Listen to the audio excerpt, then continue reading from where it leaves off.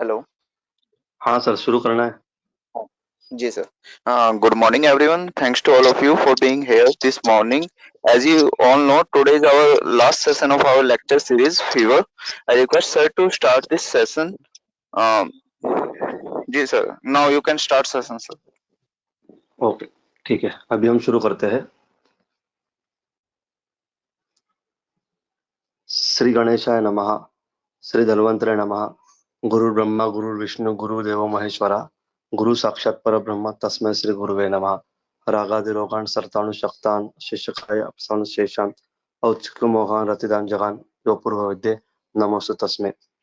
देखिए, आज ज्वर के संदर्भ में हमारा तीसरा व्याख्यान चल रहा है। पहले दो व्याख्यान में हमने क्या क्या लिखा, ये मैं थोड़ा संक्षेप में बताना चाहता हूँ। पहले दो व्याख्यान में से पहले व्याख्यान में हमने ज्वर और ज्वर का निदान पंचक और ज्वर ज्वर का निदान पंचक और सामान्य निदान पंचक क्या होता है ये देखा। तो उसमें हमने ज्वर ज्वर की संप्राप्ति ज्वर के निदान ये देखते हुए निदान पंचक दिखा। और दूसरे व्याख्यान में हमने ज्वर की संप्राप्ति विधि संप्राप्ति ज्वर के भेद ज्वर की अवस्थाएं विषम ज्वर विषम क्यों रहता है, साध्य ज्वर कौन सा है, असाध्य ज्वर कौन सा है। और पहले इसमें हमने निदान पंचक देखते हुए ज्वर की प्रवृत्ति प्रकृति और प्रभाव देखा। ये प्रवृत्ति प्रकृति और प्रभाव देखना चिकित्सक के हिसाब से बहुत जरूरी था। शरीर मानस ज्वर जो होता है वो सिर्फ शारीर या सिर्फ मानस न होते हुए कैसे शारीर और मानस दोषों का अनुबंध होता है, और मानसिक ज्वर होने के बाद भी वो कैसे शारीर में कन्वर्ट होता है, और शारीरिक होने के बाद वो कैसे मानसिक में कन्वर्ट होता है। ऐसे ही हमने निज और आगंतुज के बारे में देखा। जो 8 प्रकार के ज्वर बोले गए हैं उसमें निज 7 और आगंतुज 8वां प्रकार बोला गया है। लेकिन कैसे निज ज्वर बाद में आगंतुज में बदलता है और आगंतुज ज्वर बाद में निज में बदलता है। देखिए, ये निज और आगंतुज का जो सिद्धांत है ये सिर्फ ज्वर में ही लागू पड़ता है ऐसा नहीं है, इसके अलग संदर्भ भी है। जैसे अभी मैंने ज्वर का बारे में जो संदर्भ बताया वो निदान स्थान के पहले अध्याय के 30वें श्लोक में है। वैसे ही चरक सूत्र स्थान 19 और 20 के दोनों के 7वें श्लोक में निज और आगंतुक कैसे एक दूसरे को अनुबंध करते हैं वो लिखा गया है। इस हिसाब से अभी अभी तक हमने ज्वर का निदान पंचक, ज्वर की प्रभाव प्रकृति, ज्वर की प्रवृत्ति, ज्वर की प्रवृत्ति में जो कथा थी उसका क्लिनिकल एस्पेक्ट कैसा है, कैसे यज्ञ नाश करना मतलब अग्नि का बाहर कैसे आना है, और वही बाहर आने से यज्ञ का नाश रुद्र की कोप से कैसे त्रिपात्री शिर रस्व जंगा रूप क्रोध उत्पन्न होता है, और वो शिव को पूछता है कि मैं अभी क्या करूं। तो भगवान उनको कहते हैं कि अपचारंतुषु ज्वरा भविष्यत, यानी जो उपचार करता है उनमें आप ज्वर स्वरूप पे रहिए। तो इसलिए हमने ये भी देखा कि तरुण ज्वर में क्या निषिद्ध है। ज्वर में जब तक बल निर्माण नहीं होता चिकित्सा के बाद भी तब तक क्या क्या वर्ज करना है ये सब हमने देखा हुआ है। आज हम साक्षात ज्वर की चिकित्सा देखेंगे। देखिए, ज्वर की चिकित्सा देखते वक्त मैं ये बार बार कहना चाहूंगा कि ज्वर की चिकित्सा सिद्धांत जो है अवस्था रूप, जैसे सामावस्था में क्या करना है, सद्य वमन की अवस्था क्या है, विरेचन की अवस्था क्या है, निरूह की अवस्था क्या है, कहाँ लंघन रोकना है, कहाँ कषाय चालू करना है, ये भले ही ज्वर के चिकित्सा के अध्याय में कहा गया है, लेकिन अतिदेश तंत्र युक्ति से और ऐसी अवस्था प्राप्त होने पर ये उपचार हम अन्य ज्वरों में भी कर सकते, अन्य व्याधियों में भी कर सकते हैं। ज्वर एक व्याधि का पर्याय भी कहा गया है। इस संदर्भ से एक उदाहरण मैं आपको देना चाहता हूँ। सद्य वमन की अवस्था अगर ज्वर में है, लेकिन अगर वातज गुल्म है और वातज गुल्म में भी ऐसी परिस्थितियां निर्माण होती है कि आपको रुल्ला से और सद्य वमन करना पड़ता है, तो गुल्म में वमन निषिद्ध होने के बाद भी कफज अवस्था में उल्लास होने के बाद और सद्य वमन की अवस्था आने के बाद वमन देने का निर्देश किया हुआ है। और इसका और ये कैसे सत्यपि निर्देश कुर्यात् स्वयं उहम दिया बिना तर्क नहीं सिद्धि यदृचा सिद्धि वैसा, चरक सिद्धि स्थान 2 का 28वां श्लोक। इसमें बोला गया है कि अगर हमने यहाँ निर्देश किया है फिर भी अगर आपको किसी समय पे किसी अवस्था में कोई चिकित्सा योग्य लगती है जो हमने यहाँ निषिद्ध बताई गई है, तो अवस्था रूप पेशेंट का बल देखकर आप जरूर कर सकते हो। ये इतना बताने का यही विचार है कि ये संकल्प, ये सिद्धांत जब आप देखेंगे वो इतर अन्य व्याधियों में भी आप अवस्थानुरूप बता सकते हैं। जैसे पयप्पान, गुरुतप्पान, ये भले जोर में बताया गया है लेकिन जो अवस्था बताई गई है वो अलग अलग व्याधियों में अगर वो अवस्था प्राप्त होती है आप घृतपान कर सकते हो। शायद द्रव्यों का चयन अलग हो सकता है, लेकिन अवस्था वो होने के बाद हम वही घृतपान, पयपान, निरूह, वमन, अनुवासन, विरेचन जैसी क्रियाएं कर सकते हैं। तो आज भी हम ज्वर चिकित्सा के सिद्धांत के लिए शुरुआत करेंगे। ज्वर चिकित्सा ये बहुत विस्तृत चिकित्सा है। उसमें हर एक अवस्था में, हर एक दोषानुसार और जो भी कल्प यहाँ बताए गए हैं वो अवस्थानुरूप बताए गए हैं। कोई भी कल्प किसी भी कल्प की जगह पे इस्तेमाल करना ये सही नहीं है। उसकी अवस्था जानकर, जैसे आगे हम देखने ही वाले हैं, वमन में भी मदन फल के साथ अलग अलग चीजों का इस्तेमाल करने के लिए बोला गया है, वो अवस्थानुरूप करने के लिए बोला गया है। स्तन स्तन विरेचन के लिए भी आरगवत और अन्य योग बताए गए हैं, वो भी अवस्थानुरूप करना है। ये ध्यान में रखिए। कोई भी चिकित्सा अध्याय में जो भी कल्प आते हैं वो हमारे इच्छा के अनुसार उसको इस्तेमाल नहीं करना रहता है। हर एक कल्प की एक अवस्था रहती है और वो अवस्था शास्त्रकार ने कहीं ना कहीं अच्छे तरीके से बताई रहती है। ठीक है, ये ध्यान में रखिए। और अभी मैं ये कहना चाहता था कि ज्वर विस्तृत है, तो इसमें अवस्था, विषम ज्वर, तो आज हम सामान्य ज्वर की जो चिकित्सा है और ज्वर की अवस्था कैसे होती है उसमें जीर्ण ज्वर, आमावस्था, निरामावस्था, ये सब देखने वाले हैं। विषम ज्वर एक बहुत बहुत बड़ा विषय है। उसके लिए मेरा शायद ज्ञान थोड़ा अल्प है और मेरा अनुभव अल्प है, लेकिन यही सिद्धांत अवस्थानुरूप विषम ज्वर में आप इस्तेमाल कर सकते हो। तो आज हम क्या क्या देखेंगे ये पीपीटी के माध्यम से मैं आपको दिखाता हूँ। और अभी साक्षात ज्वर चिकित्सा के लिए हम प्रारंभ करेंगे।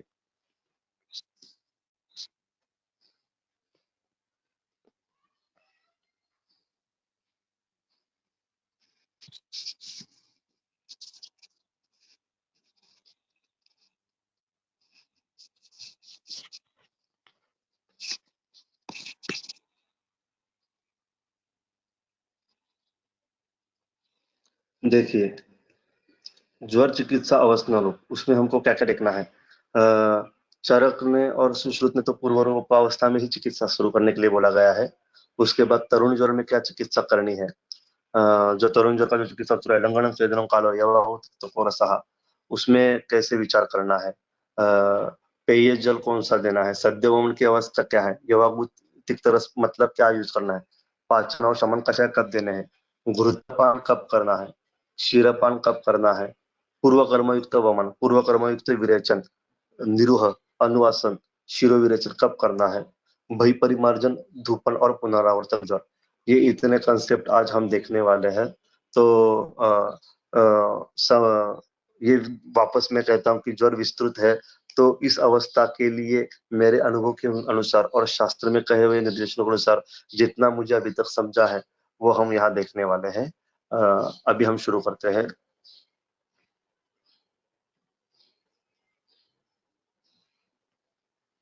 देखो, पूर्व रूपावस्था चिकित्सा सामान्य तो विशेष शास्त्र जुम्बात्यर्थ सम्मेलनात् पित्तात नयनो दाहम कफात न अन्नाभिनंदनम, सुश्रुत उत्तर तंत्र 39-27वां श्लोक। और वही सुश्रुत ने निर्देश किया कि ज्वर से पूर्व रूपेषु वर्तमानेषु बुद्धिमान पायेतम कृतम स्वच्छम ततः लभते सुखम, विधि मारुतेजेषु येषु पित्तकेषु विरेचनम मृदु प्रज्वरम तद्वत् कफजेषु विधीयते। ठीक है, तो सुश्रुत ने पूर्व रूप के अनुसार दोष कैसे पहचानने चाहिए ये वहाँ निर्देश किया हुआ है। इसलिए हमने ये श्लोक देखा, सामान्य तो विशेषातु जृंभात्यर्थ पित्तात नयनोदाहम कफात अन्न अभिनंदनम, तो कैसे है ना, अन्न अभिनंदनम, तो कैसे मालूम है। अगर वातज ज्वर होने वाला है तो जुम्बा अत्यर्थ रहेंगी, पित्त से नयन का दाह होगा और कफ से अन्न न खाने की इच्छा होगी। ऐसे सर्वसामान्य तौर पे दिखाई देता है, ऐसे सुश्रुत ने कहा गया है। तो वही ज्वर से पूर्व रूपेशु, वो ज्वर के ये पूर्व रूप दिखने के बाद बुद्धिमान वैद्य ने पाये स्वच्छ घृतम ततः लभते सुखम, लेकिन ये पाये स्वच्छ घृतम तथा लभते सुखम विधि मारुते जो शेष कहा गया है, ये शुद्ध और शुद्ध वातजन्य ज्वर के लिए कहा गया है। पैत्तिक के लिए विरेचन मृदु और कफ के लिए छर्दन कहा गया है। तो जो डलहन की टीका है उसमें बहुत अच्छी तरीके से बताया गया है कि ज्वरस्येति निराम ज्वरस्येति निरामवात जनितस्य, यहाँ निरामवात की वजह से जो ज्वर हुआ है उसको ही घृत, और ये पुराण घृत और ये स्वच्छ घृत देना है। और मारुत जेशु मतलब श्रम क्षय आदि के पित्त वात ज्वर पूर्व न न तो आमाशय उत्पन्नेषु साम वात ज्वर पूर्व अतएव बुद्धिमान पायरित उत्तम, यानी अगर वात ज्वर आमाशय से मुक्त है तो वो आमज रहेगा, तो उसमें ये नहीं रहना चाहिए। लेकिन श्रम भय शोक आदि और वात पित्त शुद्ध रूप से जो होता है उसमें हम घृतपान दे सकते हैं। देखो घृतपान की अवस्था देखते वक्त ये अवस्था हम बाद में देखेंगे, लेकिन ये सुश्रुत ने पूर्व रूप की अवस्था में बताया है, इसलिए हम देख रहे हैं। ठीक है, और कब तक देना है? सुखमिति अच्छम केवलम घृतम पातव्यम यावत सुखो प्राप्नोति तदनंतरम लघु भोजनादि, मतलब जब तक पेशेंट को सुख प्राप्त नहीं होता है तब तक हमको घृतपान करना है और लघु भोजन। देखिए ये कहते वक्त भी ज्यादा अग्निमंदे पेशेंट में नहीं है, अग्नि ठीक है, और शुद्ध रुक्ष वातावस्था होनी चाहिए, ये ध्यान में रखना जरूरी है। ठीक है, पैतृक में विरेचन और कफज में वमन देने के लिए बोला गया है, वो भी मृदु। ठीक है,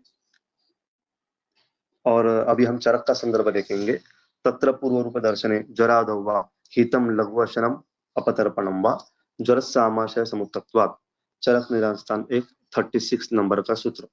पूर्व रूप का दर्शन होने में ही ज्वर में पहले आदौ हितम लघुवशन अपतर्पण वा, लघुवशन या फिर अपतर्पण, ये दोनों में से एक, क्योंकि ज्वर ये आमाशय समुत्त है।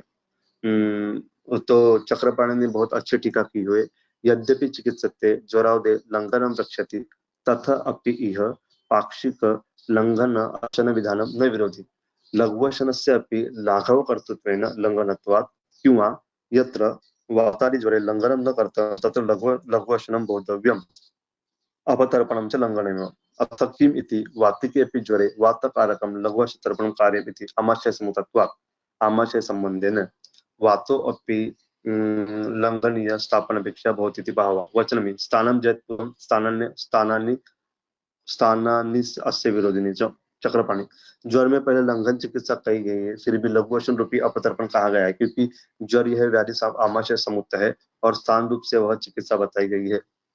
देखिए यहाँ जो वात ज्वर का विधान किया गया है वो आमाशय समूह तत्व है, तो आमाशय समूह तत्व होने की वजह से अग्निमांद्य होकर आगे सामावस्था आने वाली है, इसलिए यहाँ लघु वात ज्वर रहेगा तो लघु अशन रूपी अपतर्पण करना है, और बाकी कफज और पित्त शाम ज्वर रहेंगे तो आपको अपतर्पण कराना है। ये विधान यहाँ किया गया है चक्रपाणि के टीका में। ठीक है, आगे हम जाते हैं कि ये हो गया रूपावस्था में। अभी पूर्व रूपावस्था, रूपावस्था में सुश्रुत क्या बोलते हैं? सुश्रुत तंत्र 3900 प्रव्यक्त रूपेशु हितम एकांतेन अपतर्पणम, जब रूप व्यक्त होते हैं तब एकांतेन अपतर्पणम हितम। अभी डलहन की टीका उसमें कही गई है, पूर्व रूपे चिकित्सम अभिधाय रूपे चिकित्सम आह, यानी पूर्व रूप की चिकित्सा बताने के बाद हम रूपावस्था की चिकित्सा बताते हैं। प्रव्यक्त रूपेशु इत्यादि एकांतेन अतिशयन अपतर्पणम अत्र उपवासः। प्रव्यक्त रूप मतलब अतिशय, एकांत मतलब अतिशय, अपतर्पणम मतलब उपवास। शेषाणाम अपतर्पणम भेदानाम भेदान आम अवस्था विशेषण वक्ष्यमाणत्वात् तेन आमाशयानुत्पर्वण्यसु ज्वरेषु उपवासरेषु।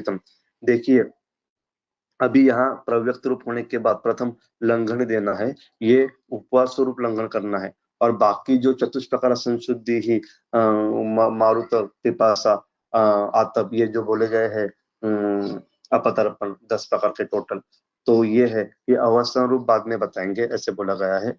देखिए पूर्व रूप की चिकित्सा बताने के बाद रूपावस्था की चिकित्सा बताते वक्त अपतर्पण हितकर ऐसा कहा गया है। यहाँ प्रथम उपवास रूपी लंघन करना है।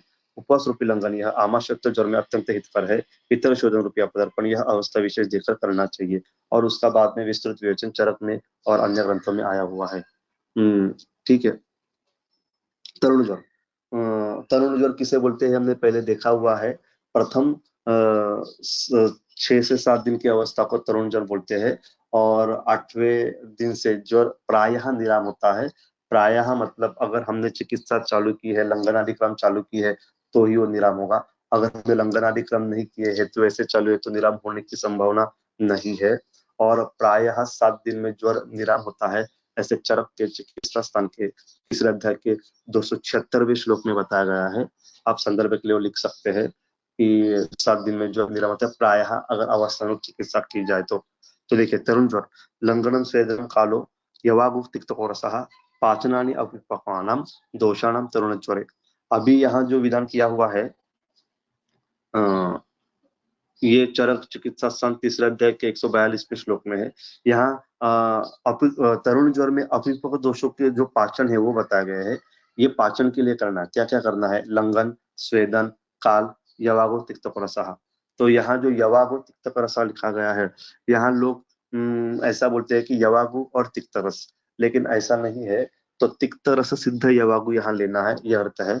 ये हम देखेंगे अवस्थानुरूप। और ये चरक का है, लेकिन अष्टांग हृदय कार ने चिकित्सा स्थान के पहले अध्याय के 21वें श्लोक में इसको थोड़ा और अच्छी तरह से बताया गया है कि लंघनम स्वेदनम कालो यवागु तिक्तकोरसः मलानाम पाषाणी सुयथावस्थम क्रमेण वा। उन्होंने कहा गया है कि ये लंघन स्वेदन काल और यवागु कपान तिक्तरस से देवपान, ये हमें अवस्था देखकर या क्रम से। देखिए हर बार ऐसा जरूरी नहीं कि पेशेंट को फीवर या ज्वर जैसा लगे, पूर्व रूप जैसा लगे और रूप जैसा लगे और वो तुरंत हमारे पास आए। वो कौन सी अवस्था में हमारे पास आया हुआ है, इसके हिसाब से कौन सी अवस्था से हम कौन सी कार्य क्रिया से हमको चिकित्सा चालू करनी है, ये अष्टांग हृदय कार ने बताया है। तो दोनों ने कुछ अलग नहीं बताया, लेकिन अष्टांग हृदय कार ने ये बताया हुआ है कि हम अवस्था या क्रम से उसको इस्तेमाल कर सकते हैं। तरुण ज्वर में लंघन, स्वेदन, काल, तिक्तरस की यवागु, यह चिकित्सा अपक्व मतलब साम दोषों के पाशनार्थक करनी है, ऐसा विधान आचार्य चरक कहते हैं।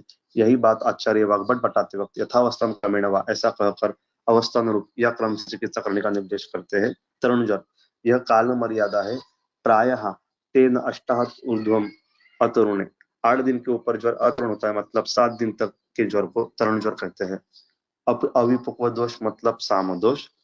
तरुण ज्वर में यह लंघन और उपगम छोड़कर इतर पाचन नहीं करना चाहिए, तथा अतरुण ज्वर में भी सामावस्था हो तो लंघन क्रम न करते हुए पाचन कषाय से पाचन कर सकते हैं।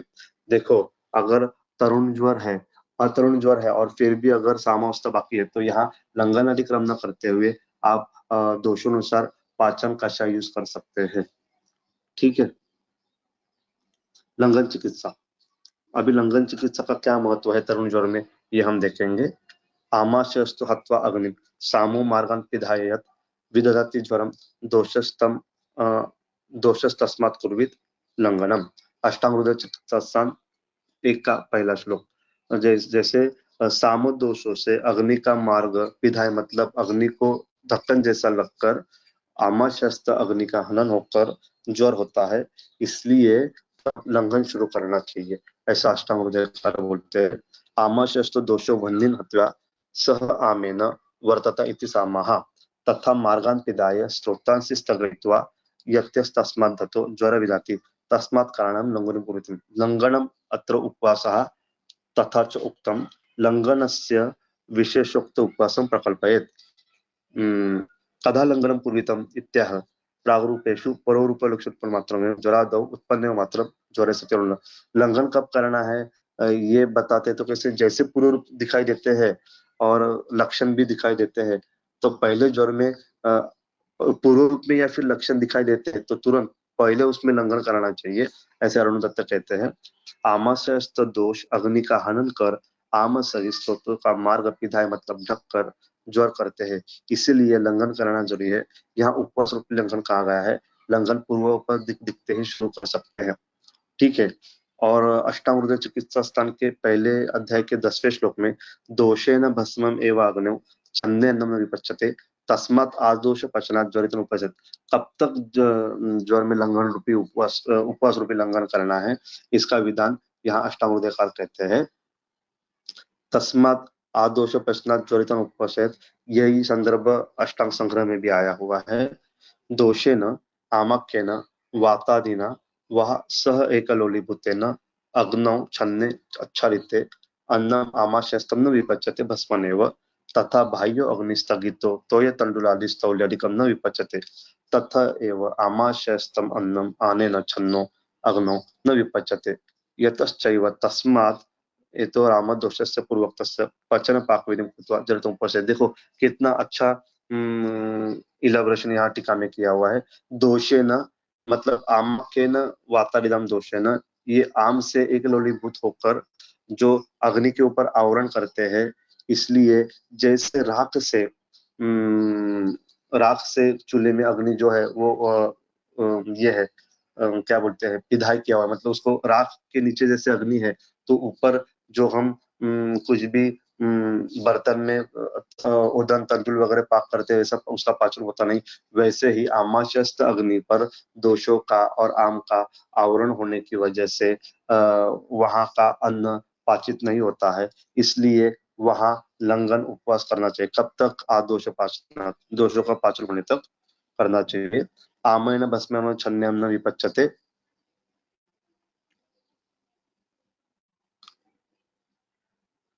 ठीक है, आगे लंघन की मर्यादा। आम आदोष पाचनात्, दोषों का पाचन होने तक, दोषों का पाचन होने तक उपवास रूपी लंघन करने का विधान है, फिर भी बल रक्षण करते हुए ही उपवास कराना है। देखिए अष्टांग संग्रह चिकित्सा स्थान 1-2 प्राग रूपेश ज्वरादेव व बलम यत्नेन पालयन् बलारिष्टम आरोग्यम आरोग्यस्य क्रियाक्रमः ज्वरस्य प्राग रूपेषु लंघनम अवश्यम कुर्वीत ज्वरादौ ज्वर व्यक्तता प्रादुर्भाव देवा लंघनम कुर्वीतम तेन शुद्ध वातादि विषय व्यक्ते ज्वरे लंघनम न विधेयम् बलम यत्नेन पालयेत् नित्यनेन उच्यते तावत् लंघनम कुर्वीत यावत् बलहानि न भवति तेन लंघितं लिंग प्रादुर्भावे बलपाननोद्यम लंघनादि विरेतम बलादिष्टाम इत्यादि बल पालन हेतु रुचते। इंदु इंदु की टीका बहुत अच्छी है। ज्वर के पूर्वावस्था पर से लंघन शुरू करने का विधान है, लेकिन शुद्ध वातज में लंघन नहीं कराना चाहिए। लंघन यह बल हानि होने तक नहीं करना है, जब तक रोगी का बल है तब तक ही लंघन कराना है। अगर दोषों का पाचन बाकी है लेकिन रोगी का बल कम है तभी भी लंघन को रोकना चाहिए, क्योंकि यहाँ प्राण मतलब बल बहुत जरूरी है, और अगर बल हानि होती है तो अग्नि की और हानि होती है और दोष विकृत होकर और ज्वर बढ़ सकता है। तो चरक चिकित्सा स्थान में यही संदर्भ है कि लंघन करना तो जरूरी है, लेकिन लंघन करते वक्त जब अभी तक लंघन के पूरे होने के लक्षण नहीं दिखे लेकिन रोगी का बल कम हो रहा है तो तब आपको लंघन रोकना जरूरी है, ऐसा यहाँ विधान है। प्राण अविरोधिना चैन लंघन उपपादयेत बल अधिष्ठानम आरोग्य तद अर्थो अयम क्रियाकर्म।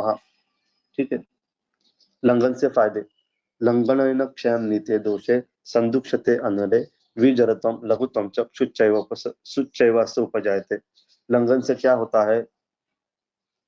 ज्वर में योग्य अवस्था तथा योग्य काल तक लंघन किया जाए तो उससे यह लाभ होता है। देखिए, दोष क्षय होता है, अग्नि संदुक्षण होता है, विजरत्व होता है और देह लाघव होता है। ठीक है, और दूसरी बात पिपासा भूख भी लगने लगती है, ये यहाँ लिखा गया है भूख लगना। ठीक है, प्यास भी लगती है। ज्वर में लंघन का निषेध। ज्वरे लंघन एवादुपरिष्टे ऋते ज्वरात क्षय अनिल भय क्रोध काम शोक श्रमोद्भव। अभी हम तरुण ज्वर में लंघन की चिकित्सा देख रहे हैं। अभी तक हमने देखा कि लंघन कौन सी अवस्था में करना है और लंघन कितने दिन तक करना है और लंघन साक्षात किस रूप में करना है। तो उपवास रूप में लंघन तरुण ज्वर में करना है, आमाशय हो तो करना है, और स्वतंत्रवात में नहीं करना चाहिए। तो स्वतंत्रवात मतलब कैसे समझिए, यहाँ दिखा गया है। ज्वरे लंघनम एवं आदो उपदिष्टे ऋते ज्वर, भले ही ज्वर में लंघन ये आद्य चिकित्सा बताई गई है, फिर भी क्षय अनिल भय क्रोध काम शोक श्रमोद्भव ज्वर में लंघन नहीं कराना चाहिए। क्षय शब्द न धातुकृत क्षय ज्वरम किंवा राज्यक्षम ज्वरम गृह्णाति। क्षय शब्द से धातुकृत क्षय होकर अगर ज्वर हुआ है या फिर राज्यक्षम ज्वरम, उनको ग्रहण करना चाहिए, लेना चाहिए।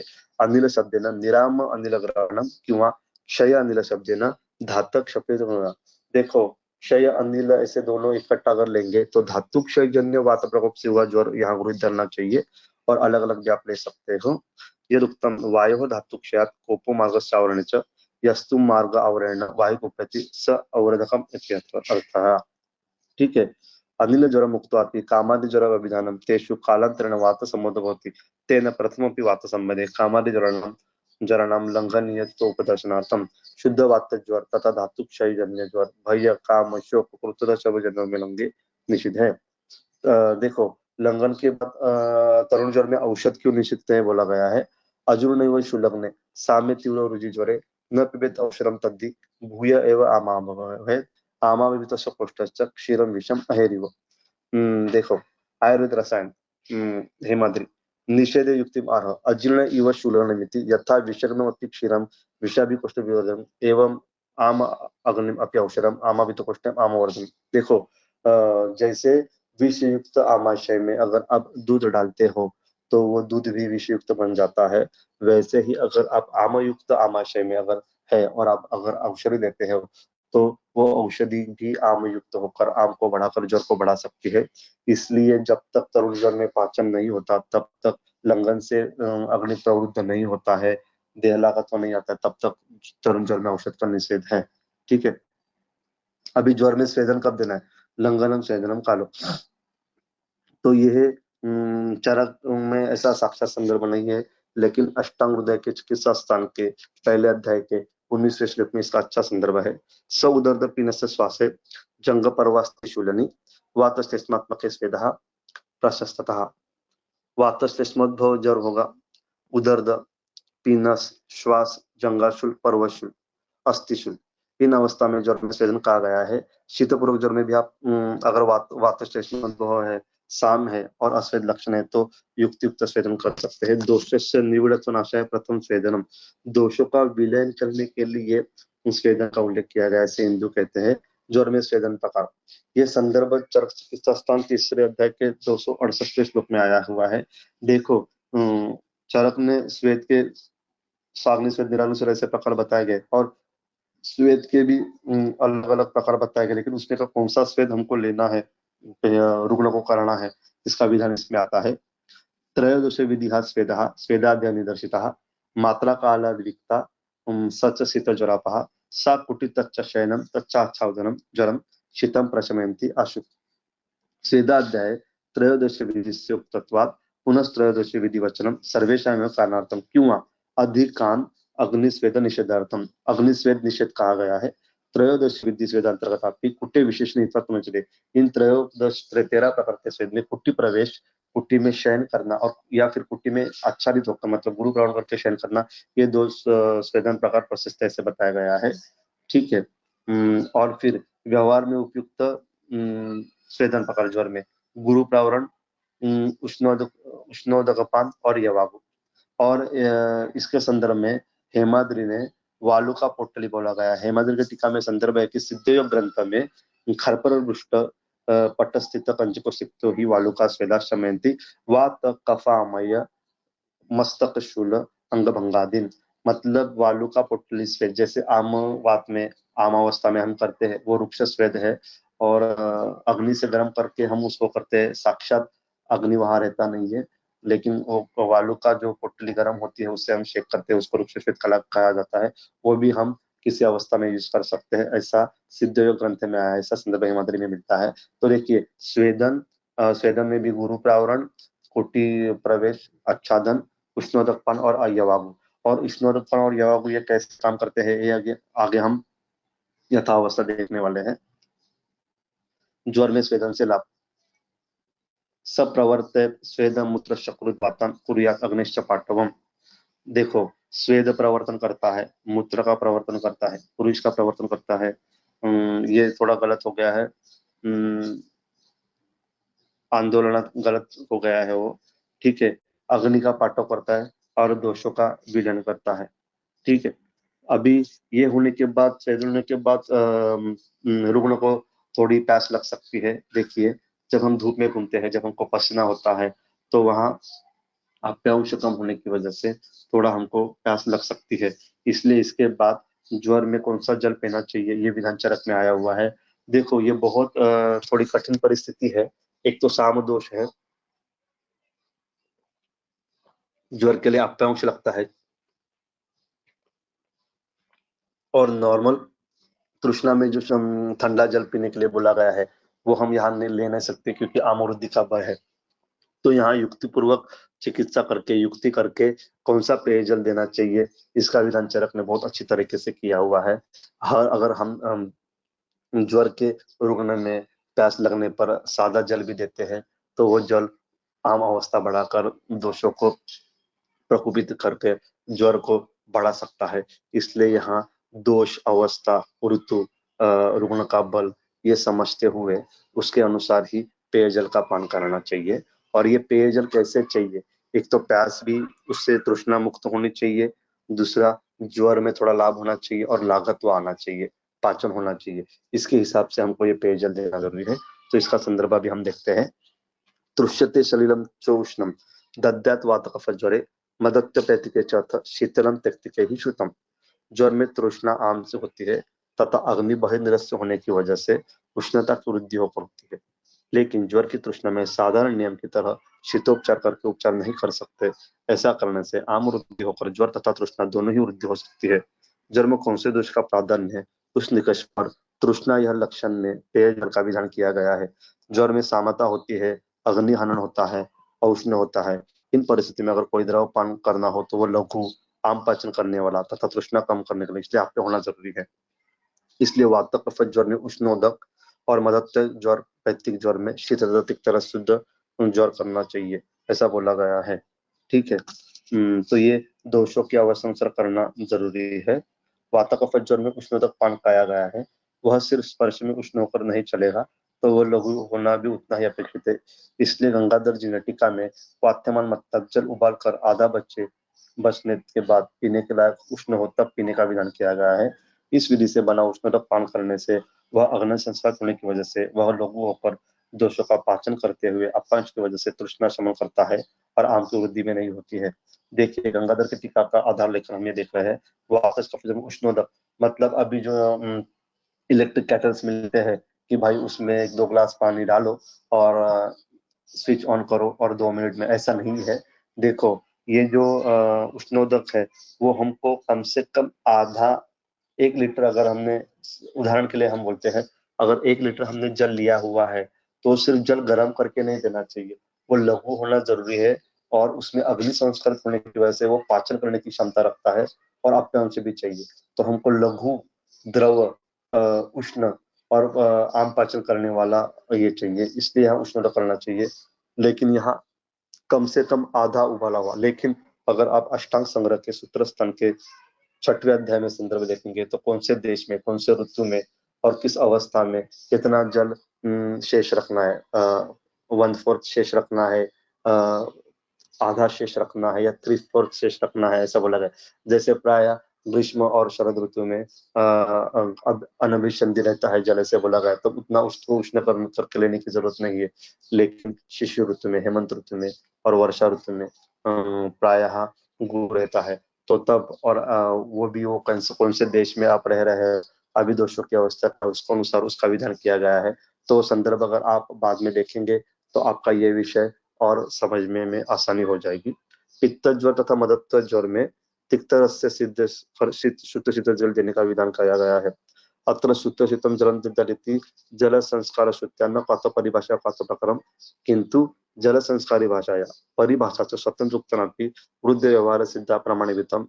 साथ यदि देखो यहाँ एक कर्ष द्रव्य, एक प्रस्त जल उबालकर आधा बचे तब शीत करके पीने का विधान है। मतलब 1 भाग द्रव्य 64 भाग गुना पानी डालकर जब 32 भाग शेष रहे तब हमको लेना है।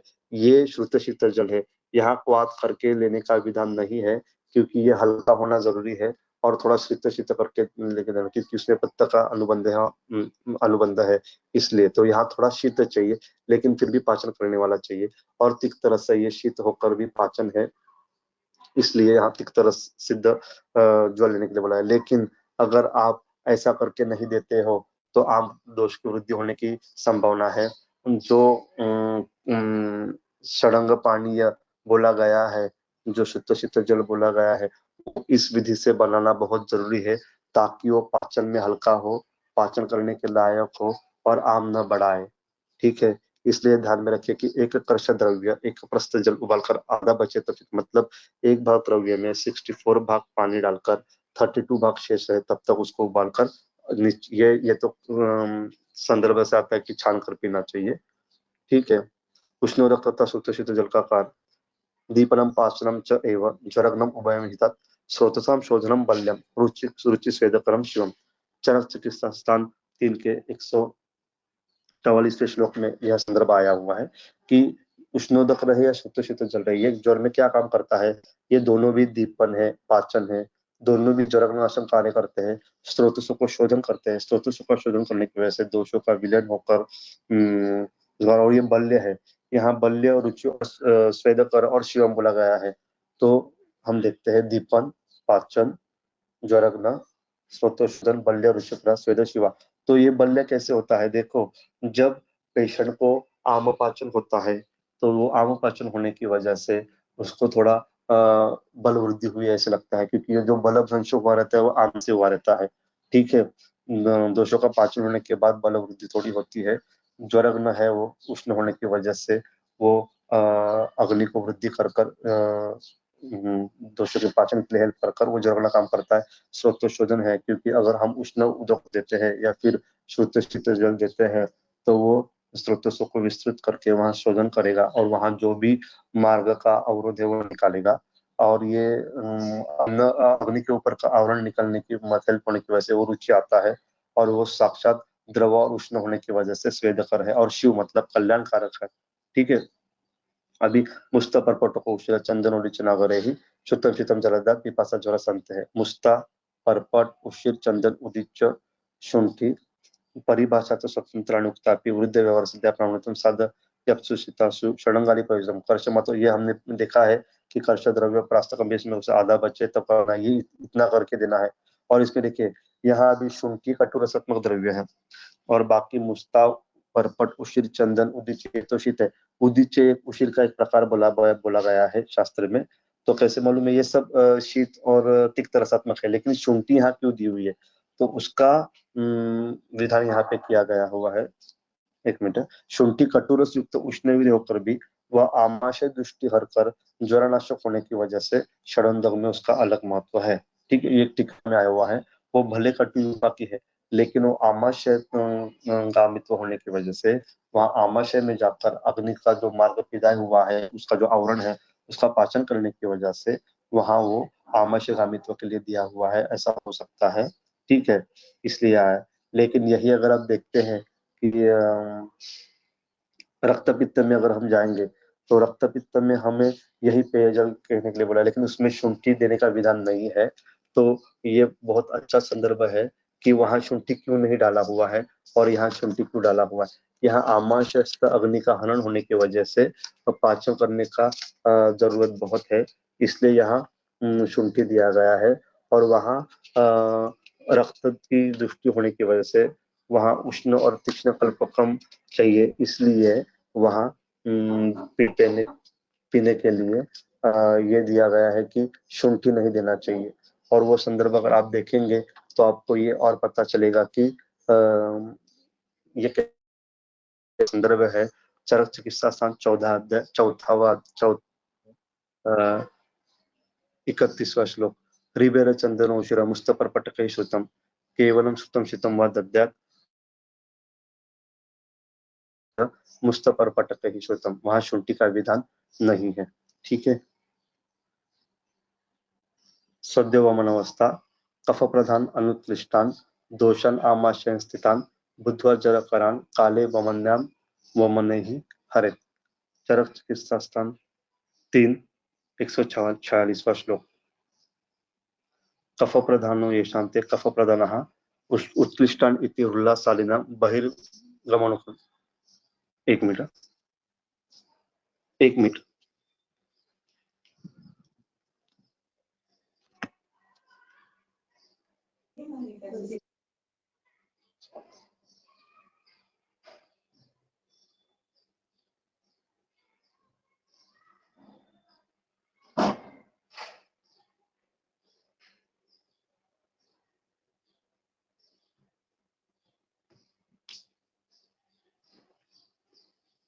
अभी हम सद्योवन की अवस्था देख रहे हैं। जब दोष कफ प्रधान हो, जब वो उत्कृष्ट हो और आमाशय स्थित हो, तो वो देखकर ज्वरान काले वमन्याम वमनई हरे। देखो ये जो सद्य वमन अवस्था है उसमें 1 मिनट दीजिए मुझे, 1 मिनट।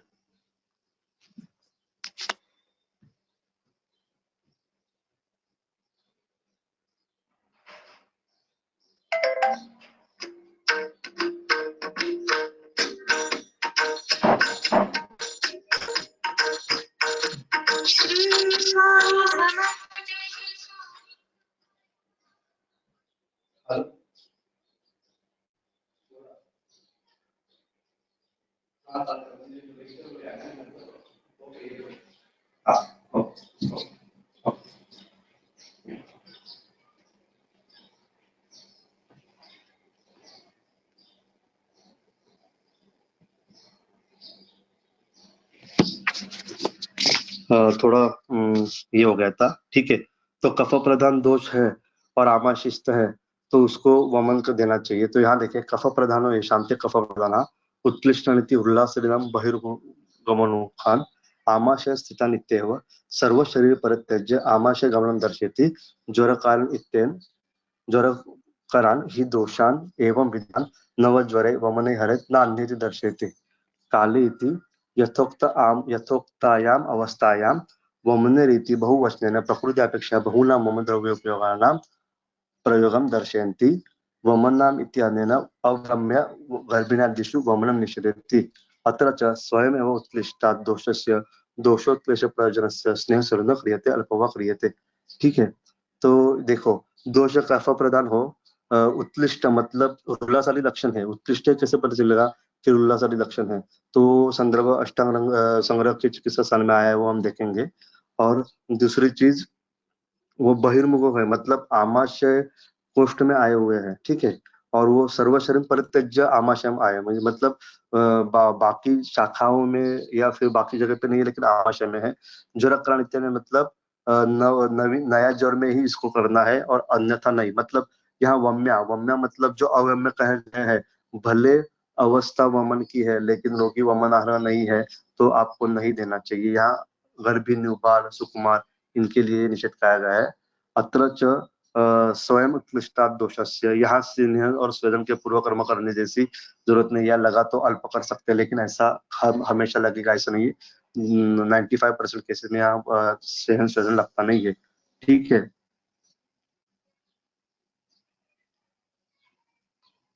तब अभी ये संदर्भ है अष्टांग संग्रह चिकित्सा स्थान 1 के 4th श्लोक में। तत्रोत्कृष्टे समुत्कृष्टे कफ प्राय चले मले सरुल्लास प्रसेक अन्न द्वेष कास विसर्जके सद्य गुप्त से संजाते ज्वरे साम्य विशेषता। तो स्वाम ज्वर और तरुण ज्वर में वमन कब करना है, इसका सही उल्लेख यहाँ किया गया है। तो उसकी टीका हम देखते हैं। उत्कृष्ट प्रभुता मतलब बहुत मात्रा में बढ़े, समुत्कृष्ट स्थानात समन्ता चलिता मतलब खुद का जो आमाशय जो स्थान है उसको उससे तो बहिर्मुख होने वाले, यानी छुटे हुए कफ प्राय श्लेष्म प्रधान। और उसमें चलो ने एकत्र सिद्धशिला सर उल्लास आदिवती यो मला तथा विदे मले दोषे वमन रस सत्व ज्वरित वमन शस्त्रम न न अत्यलंघनम इति संबंधः सद्यभुक्तस्य तु अष्टविधे ज्वरे संजाति वमन शस्त्रते उल्लास रसेक अन्न द्वेष विसुचिता कास ऊपर कहे गए लक्षणीय समय की दोषावस्था उत्क्लेशित है, ठीक है, इसमें देना चाहिए। यह अवस्था नहीं हो तो अपने सद्य वमन की दूसरी अवस्था का वर्णन शास्त्र में कहाँ किया है, देखो। तत्र साध्यम आमम प्रदुष्टम अलसुभूतम उल्लेखत आदो पायिता स्वनम उष्ण वारी चरक विमानस्थान 13वां श्लोक। यह अलसक में हुआ है। यहाँ सद्य वमन की अवस्था है। ग्रहणी आशतम दोषम विदोदाहार मूर्छितम सविष्टम प्रसगार्थी विदाह अरुचि गौरव ही आमलिंगान्वितम दुष्टा सुकोष्ण उभयनोद्धरेत। ये ग्रहणी में है। ग्रहणी में अगर दोष आमाशिस्त है, विदग्ध है, मूर्छित है, विष्टम्भ है, प्रसेक है, विदा है, गुरु गौरव है, तो उसको सुकृष्ण मुमुन। और अगर वो आमाशय में तो वमन, और इसमें तो संरक्षण देने के लिए विलान फलान सर्पिस था। और फिर यही सेम ऐसा ही संदर्भ चरक चिकित्सा सन 7 में 43 श्लोक में तत्रोत्कृष्टे हृदय वामे कुष्टेषु चौदभागेषु कुटज मदम फलते सपटल निम्बर सकते शीतरसा पक्वरस मोजनी मदम च वमने कफ प्रस के बलवान श्लेष्मिकम छर्देत नरहा पैसा फलेक्तुने मधुक नरसिंह चरक चिकित्सा स्थान 8 118वां श्लोक। देयम कफमग्नम उत्कृष्टम श्लेष्मम हिते अपीनस से पुलिस घ्राण पार सकंडो। देखो चरक चिकित्सा स्थान 26, ये पीनस की चिकित्सा करते हो, प्रतिशत की चिकित्सा करते हुए बोला गया। यहाँ मैंने अल्सक का संदर्भ दिखाया, ग्रहणी का संदर्भ दिखाया, कुष्ठ का संदर्भ दिखाया, राजक्ष्म का संदर्भ दिखाया और प्रतिशय का संदर्भ दिखा। देखो ये हर एक व्याधि में अगर ऐसी अवस्था आती है तो आप वमन कर सकते हो, लेकिन पेशेंट वमनदार होना जरूरी है, रुग्ण का बल अच्छा होना जरूरी है, दोषों की अवस्था उत्कृष्ट होनी जरूरी है। अगर ऐसे आप नहीं करते हो तो क्या होता है, इस अवस्था को नहीं देखकर अगर आप वमन करते हो तो क्या होता है, ये भी हम आगे संदर्भ से देखने वाले हैं। ठीक है, देखो तरुण ज्वर में सद्य उनकी निषेध अवस्था पृथक अन्यथा श्वास अतिसार सम्मोह रुद्र विषम ज्वर। अगर ये अवस्थाएं प्राप्त नहीं है लेकिन ज्वर तरुण है, शाम है और अपने वमन देने का प्रयास किया तो उसमें क्या क्या हानि होती है ये यहाँ बताया गया है। ठीक है, तो देखिए तच्च वमनम अन्यथा उत्कृष्टत्वादि लक्षण विपरीते मले प्रयुक्तम श्वासादीन जनयत। अगर वहां उत्कृष्ट और उत्कृष्ट मल नहीं है, मल मतलब दोष नहीं है, तो हानि हो सकती है। और वो हानि क्या है, श्वास अतिसार सम्मोह रुद्रोग विषम ज्वर। तो यहाँ एकदम अच्छी तरीके से उसकी संप्राप्ति बताएगी कि आप ये करने से क्या होगा। अनुत्कृष्ट से उत्क्लेशन वायु मार्गात होगा श्वास, अनुत्कृष्ट दोष है और आपने दिया तो वायु के मार्ग क्रोध से श्वास होगा। ईशत उत्कृष्ट से संदेह अग्निशा नाशात अतिसारा। अगर थोड़ा सा उत्कृष्ट है और अगर अपना वमन दिया तो अग्नि का नाश करके अतिसार करेगा। उपशुष्क दोषे औषध तीक्ष्णात सम्मोहा। अगर दोष उपशुष्क है, दोष ज्यादा शाम नहीं उत्कृष्ट नहीं और अपने दवा तो औषध की तीक्ष्णता से कारण सम्मोह हो सकता है और इसी की वजह से अगर वो ऊपर जाते हैं दोष तो रुद्र हो सकता है। और देखो विषम जल की संपत्ति देखते हुए हमने बोला था कि दोष स्वल्प है, स्रोत से थोड़े विवृत है, दूरस्थ है, तो धीरे धीरे धीरे वहां जाकर वो विषम जल करता है संतत सतत आदि। तो अगर ऐसा ही है और आपने वमन किया, अगर वमन की अवस्था नहीं है तो दोष धीरे धीरे धीरे दूर तक स्रोतों से जाकर विषम जल उत्पन्न करते हैं। दोषस्य स्वल्पत्वात् बहिर्निरहणात् दूर दूर स्रोतसा पूर्ण वायता हेतु स्वतः को ज्वर विषम ज्वर। हाँ, इसलिए ऐसे नहीं देना चाहिए। अगर उत्कृष्ट अवस्था नहीं है और वमन दिया तो वायु का मार्ग अवरोध होकर श्वास उत्पन्न होगा। दोष अल्प मात्रा में है, उत्कृष्ट है तो वह नीचे की तरफ जाकर अग्निनाश करेंगे, अतिसार करेंगे। उपशिष्ट है, वमन दिया तो औषधि की तीक्ष्णता से समूह उत्पन्न होगा। ऐसे ही दोष ऊर्ध्वगामी है तो रुद्र उत्पन्न होगा और दोष अल्प मात्रा में है और वमन दिया तो वह दोष बाहर न निकलते हुए दूर दूर स्रोतों का पूर्ण कर, जैसे विषम जल के हित में बताया गया वैसा ही संप्राप्ति स्तर विषम जल उत्पन्न होगा। इसलिए ऐसा वमन नहीं देना चाहिए। ठीक है, अनुपस्थितम दोषाणाम वमनम तरुणम ज्वरे रुद्रोगम शासनम जने भृशम सर्वदेहानुसार सामाधातुस्तासु निरहरः दोषान फलान आमान रसान स्वरसाइवत्या चरक चिकित्सा सन 3 147 148। देखो अनुपस्थित दोष मतलब क्या, मतलब उत्कृष्ट नहीं है जो हमने देखा, तो ये सब होता है। ये कैसे होता है, जैसे आम है वो अपक्व है और आप उसमें से रस निकालने का प्रयास करते हो तो वो पूरा खराब हो जाता है, लेकिन वही आम पक्व होने के बाद अगर आप उसमें से रस निकालते हो तो उसमें का रस अलग, गुठली अलग और उसका छिलका अलग हम जरूर निकाल सकते हैं। ये संदर्भ यहाँ दिया गया है, यहाँ ये दृष्टांत दिया गया हुआ है। ठीक है, अनुपस्थित सर्वदेहानुपसाम तथा स्त्यान दोष धातु स्थित सुख से बाहर न आने वाली ऐसे अवस्था में अनुभव नहीं करना चाहिए, चक्रपाणी का विधान है। तानी अनुपस्थित दोषानाम स्नेह, तानी उपस्थित दोषानाम स्नेह स्वरूप पालने ही। चरक सूत्रस्थान 2:15 का श्लोक है। उपस्थित दोषानामिति शाखां त्यक्त्वा कोष्ठगमन तत्वा लीनत्व परित्यागेन प्रधान अवस्था प्राप्त दोष। ये क्या है? अभी अनुपस्थित दोषों को देखा, लेकिन उपस्थित दोष का संदर्भ कहाँ है, चरक सूत्रस्थान 2 में 15 श्लोक में है। तो स्नेह स्वेदन से उपस्थित हो गए दोष मतलब शाखा से अब मध्यम मार्ग से तक्त करके वो कोष्ठ में आकर लीनत्व को छोड़कर उत्क्लेशित होकर अवस्था में है, उसको उपस्थित दोष बोलेंगे। ठीक है, ये चक्रपाणी का विधान है। अभी लंघनम स्वेदनम कालो, काल हम बाद में देखेंगे, पहले यवागो तिक्तो को रसा देखेंगे। देखो वमितम लंघितम काले यवागु भी उपाचारित यथा अवसर स्वसिद्ध भी मंडभी पूर्व अर्जहा या वो जरो मृदु भाव क्षण विचक्षणा। तो ये यवागु कब देनी है, देखो लंघन या फिर वमन जो अवस्था के अनुरूप आपने किया है उसके बाद 6 दिन तक यवागु देने का विधान है। ठीक है, मतलब लंघन कंप्लीट होने के बाद लंघित अवस्था आप तिक्तरस सिद्ध यवागु दे सकते हो। और यहाँ यथा स्वौषध सिद्ध मंडाभि ही मंड पूर्वा, यथा स्वौषध सिद्ध मतलब ज्वर को उत्पन्न करने वाले दोष कौन से है, पूर्व रूप और हेतु से आप जानकर उसी अवस्था से उसी दोषों का पाचन करने वाले या दोषों का शमन करने वाले तिक्त रस युक्त औषधियों को अगर आप यवागु सिद्ध करते हो तो ही आप ये इच्छित फल प्राप्त कर सकते हो।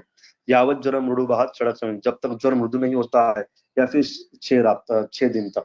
यहाँ देखिए, यावत ज्वर मृदु बाहत षडक समय मतलब अगर 6 दिन बीत जाने के बाद भी ज्वर मृदु नहीं हुआ है, निरांता नहीं आई हुई है, तो आपको यवागु छोड़कर कषाय पानी या फिर अन्य विधि जो आगे हम देखने वाले हैं उसका इस्तेमाल करना जरूरी है। ऐसा हमको अंतरिक्त से समझ लेना चाहिए।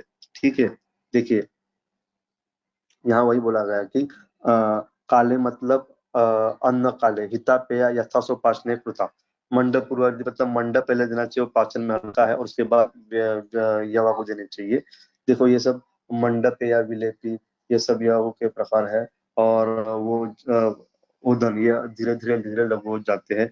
ये आप अष्टांग हृदय में अच्छी तरीके से पढ़ सकते हो, और इसका विधान यहाँ क्यों दिया गया है ये आपको पता चलेगा। तो वमन उल्लंघन यो हो मतलब कभी कभी वमन देने के बाद भी दोष प्राय बाकी रहते हैं, इसलिए लंघन देने की अवस्था आ सकती है, इसलिए वमनतम लंघितम ऐसा बोला गया है। काले मतलब अन्न काले। अभी अन्न काल क्या है ये आपको अष्टांग हृदय सूत्र स्थान 8 के 55 श्लोक में दिखाई दे रहा। प्रसुष्ट विनिमुत्र हृदय सुमले दोषे स्वपदगे शुद्ध प्रभु में ये जो श्लोक आया हुआ है ये ठीक से पढ़िए। ये अन्न काल क्या है आपको बताएगा। तो उस काल में हमको ये देना चाहिए, उद्गार विशुद्ध होना चाहिए, देह सुलभ होना चाहिए, अग्नि उद्युक्त होना चाहिए, ये बताया गया है। ऐसे काल में ही आपको यह वागु देना है, वो भी तिक्त रस सिद्ध वागु देना है। अवस्था अनुसार वमन या लंघन कराने के बाद, यहाँ चक्रपाणी कहते हैं कि वमन कराने के बाद भी अगर दोष बाकी रहते हैं तो लंघन कराना जरूरी है। उसके बाद काले मतलब अन्न काल में यवागु देने का विधान है। यह यवागु दोषों की प्राधान्यता देकर उसके अनुसार उसी दोषों के पाचन करने वाले तिक्त रस से सिद्ध औषधि से सिद्ध की गई कोष ने ऐसी सेवन करनी है। यवागु सेवन से पहले मंड सेवन का कारण है। सम्यक लंघन तथा वमन करने के बाद आमाशयस्त्र दोष का क्षय होने से, अग्नि के ऊपर का सामोदोष का आवरण निकलने से अग्नि संतुष्ट होती है, कोष्ठगत निरामता होती है। ऐसे अवस्था में अन्न काल में औषध सिद्ध यवागु ही दे दे। यहाँ तरुण ज्वर में दोषों के पाचन की चिकित्सा करते हुए यवागु का विधान आया हुआ है, लेकिन तरुण ज्वर में औषध निषिद्ध है, इसलिए आहार संकल्पना तथा तिक्त रस औषधि इनका संयोग के हिसाब से यवागु का पान कहा गया है। जब तक ज्वर मृदु नहीं होता है या 6 दिन तक यवागु नहीं। देखो यहाँ तिक्त रस के हमने देखा कि तरुण ज्वर में तिक्त रस औषध निषेध है, तो हमें औषधि और आहार ये दोनों का संयोग करने के लिए युक्ति पूर्वक हमको यहाँ इसका इस्तेमाल करना चाहिए यवागु का। और जब तक ज्वर हल्का नहीं होता, मृदु और 6 दिन, ये दोनों में से एक परिस्थिति को हमको यवागु देना है। ठीक है, यवागु का कार्य का है तस्याग्निदीप्यता भी समिद्धिरोपाका तास्य बेचते संयोगात लघुत्वाच्चग्निदीपना वातमूत्र पुरुषाणाम दोषाणाम चाग्निरूपः स्वेदनाय द्रवश्वसनात् मृदुत्वात् त्रुट प्रशांते आहार भावात् प्राणाय सरत्वात् लाघवाय च ज्वरग्न ज्वर सात्मत्वात् तस्मात् तैयार भी आदितः। देखो यवागु का कार्य बहुत बड़ा है। ये चरक चिकित्सा स्थान तीसरे अध्याय के 150 153 श्लोक में बताया गया है कि उससे अग्नि का दीपन होता है। जैसे यज्ञ में संविदा डालने के बाद अग्नि प्रज्वलित होता है, वैसे यवागु से होता है। वो भेषज संयोग होने की वजह से लघु होती है और अग्नि दीपन करती है। वो भेषज संयोग की वजह से वातमूत्र पुरुष और दोषों का अनुलोमन करती है। वो द्रव है, उष्ण है और मृदु है। द्रव और उष्ण होने की वजह से स्वेदन करती है, और द्रव और उष्ण और मृदु होने की वजह से तृष्णा का प्रशांत करती है। वो साक्षात आहार भाव है, इसलिए प्राण मतलब बल को बढ़ाती है। और वो लघु होने की वजह से सरत होने की वजह से ज्वरग्न है। और देखो कोई कोई कल्पना साथ में रहती है, तो जैसे यवागु में ज्वरग्न साथ में है, युषादि कंठ रोग के लिए साथ में है, ऐसे बोला गया है। तो कोई कोई आहार्य कल्पना उसी उसी डिसीज के लिए साथ में होती है, वैसे यवागु ज्वर के लिए साथ में है। देखिए भेषज संयोग से अग्निदीपक कार्य करती है यवागु। भेषज संयोग तथा लघु होने से वातमूत्र पुरुष तथा दोषों का अनुलोमन करने वाली होती है। द्रव तथा उष्ण होने से स्वेद कारक है, द्रव तथा मृदु होने से तृष्णा शामक है, आहार्य होने से बल कारक है, और सर या वो एक जगह पे स्थिर नहीं हो रहती है, इसलिए पूरे शरीर में घूमकर शरीर स्थित गौरव कम करती है। ठीक है, ये यवागु का बहुत बड़ा कार्य है। आप यवागु की प्रॉपर अवस्था आने के बाद अगर देते हो तो स्वेदन होकर ज्वर मृत्यु होकर पेशेंट का बल बढ़ सकता है और आगे की चिकित्सा देने के लिए हमको और सहजता मिलती है। ये ध्यान में रखिए, ये होगा यवागु का कार्य। औषध सिद्ध यवागु के गुण बताते हुए अगर रुग्णता बताइए, इसे ध्यान में आना है कि ज्वर छोड़कर अन्य व्याधि में यह अवस्था प्राप्त हो तो वही द्रव्य लक्षण पतन चिकित्सा स्वरूप में इस्तेमाल कर सकते हैं। यह औषधि अपने रोगों के नाते के साथ यवागु कल्पना में के सेवन करने से यवागु के गुण से ही ज्वर में कार्य भी करती है। देखिए, यहाँ जो यवागु बताए गए उसमें जो द्रव्य बोले गए हैं वो द्रव्य आप व्याधि प्रत्यनिक और दोष के अनुसार, लक्षण के अनुसार दूसरे डिसीज में यूज सकते हैं, लेकिन ये यवागु के साथ सिद्ध करके देने की वजह से वो ज्वरक न बताए गए हैं। जैसे लाजा पेया पिंपली प्लस शुद्ध शुद्धवान लेकिन अल्पाग्नि। देखो, शुद्धवान और अल्पाग्नि सुश्रुत के 46 अध्याय के 513 के श्लोक में बताया गया है कि भवित अजीर्णति बुभुक्षा, मतलब अजीर्ण होते हुए भी आपको बुभुक्षा लगती है, लेकिन वहां अग्नि मंद रहता है। क्षुधा अग्नि है। क्षुधा कैसे देखना है? क्षुधा क्षुधा अभ्यवरण क्षमता और अग्नि जरण क्षमता लिखनी है। तो कैसे है? क्षुधा और अग्नि अलग अलग। देखो, पेशेंट को भूख लगी हुई है लेकिन अल्प अग्नि है, तो पिंपली और शुंठ नहीं। ऐसी अवस्था कहीं पर भी आए तो आप दे सकते हो। रक्तशाली प्लस मोक्षुल प्लस कंटकारी, पार्श्वशूल बस्तिशूल शुरुशूल। तो ये पार्श्वशूल बस्तिशूल और शुरुशूल में आप मोक्षुल और कंटकारी यूज कर सकते हो। कृष्ण परिनिर्बला बिल्व शुंठी उत्पल धान्य जोरातिसा। ठीक है, फिर विदारी गंधारी जो है उसमें रस्व पंचमूल देना चाहिए। वो स्वेदनी है तथा श्वास और इक्का का नाश करती है। तो जहां अस्वेद लक्षण है, श्वास इक्का है और अन्य अन्य ठिकान है, तो वहां भी आप ये दवाई दे सकते हो। या के फॉर्म में देना चाहिए, ऐसा नहीं, बात परिभाषा में भी आप उसको दे सकते हो। ठीक है, फिर विबंध वर्च है और दोषों का अनुलोमन करना है तो आमलकी पिपली सर्पिशा ये दे सकते हो। कोष्ठशूल है और विबद्धता है तो मृद्विका पिपली मुलचव्य आमलकी नागर। परवर्ती का मतलब काटने जैसी पीड़ा हो रही है, कर्तन करने जैसी, तो और ज्वर है तो आप बला और बिलवारी दे सकते हो। और अगर अस्वेदन है, अनिद्रा है और तृष्णा है तो शुंठी आमलक की घृतपुष्ट करके शर्करा के साथ दे सकते हो। देखो, ये द्रव्य वो गामी तो दिखाते हैं और ये व्याधि प्रत्यनिक दिखाते हैं, तो वो ऐसी अवस्था में दूसरी का भी हो सकते हैं। यवागु ये ज्वर साथ में है और ज्वर न है, इसलिए योग के साथ करने के लिए ये लक्षणों के साथ ज्वर है तो उसमें दे सकते हैं। अगर ज्वर नहीं है और यही लक्षण है तो आप यही दवाइयाँ लाक्षणिक दोष और अवस्था देखकर दूसरी जगह पे इस्तेमाल कर सकते हैं। कषाय पान, पाचनियम शमनियम व कषाय पाय दिशं ज्वरम शरीर लोगाना प्रतिभोजनम। कषाय कब देना है? तो यहाँ कषाय पान यह दोषों के अवसरों सेवन करना चाहिए। पहले तो कषाय पान के लिए अग्नि अच्छा होना जरूरी है, कोष्ठ में निरंतर होना भी जरूरी है। कषाय यह द्रव कल्पना होने से वह धातु तथा शाखा तक पहुंच सकता है। पाचन कषाय, अगर दोषों में सामता बाक्य तो पाचन कषाय देना चाहिए। शमन कषाय, दोषों निराम है तो शमन कषाय देना चाहिए। ठीक है, तो पाचन शमन कषाय कौन से अवस्था में देना चाहिए हमने देखा यहाँ। पाचन कषाय अतः ऊर्ध्वं प्रवक्षन्ते कषाय ज्वरनाशनः पाक्यं चित कषायः मुस्ता परपटकं पिबेत् सनागरं परपटकं पिबेत् वा सुदुर्लभा गुणेची किरातिक्तं मुस्तं गुणेची विषभेजनं पाठम उष्णम सोडिचम पिबेत् वा जरसंते। देखो, चक्रपाणि टीका में जिसकी दोषज्ञता बताई गई है वो हमने यहाँ लिखा हुआ है। मुस्ता परपट, परपट शुंठी, परपट धमसा, भूनिंब नागर मोटा गुड़ुची शुंठ, पाटा उशिर उदिच।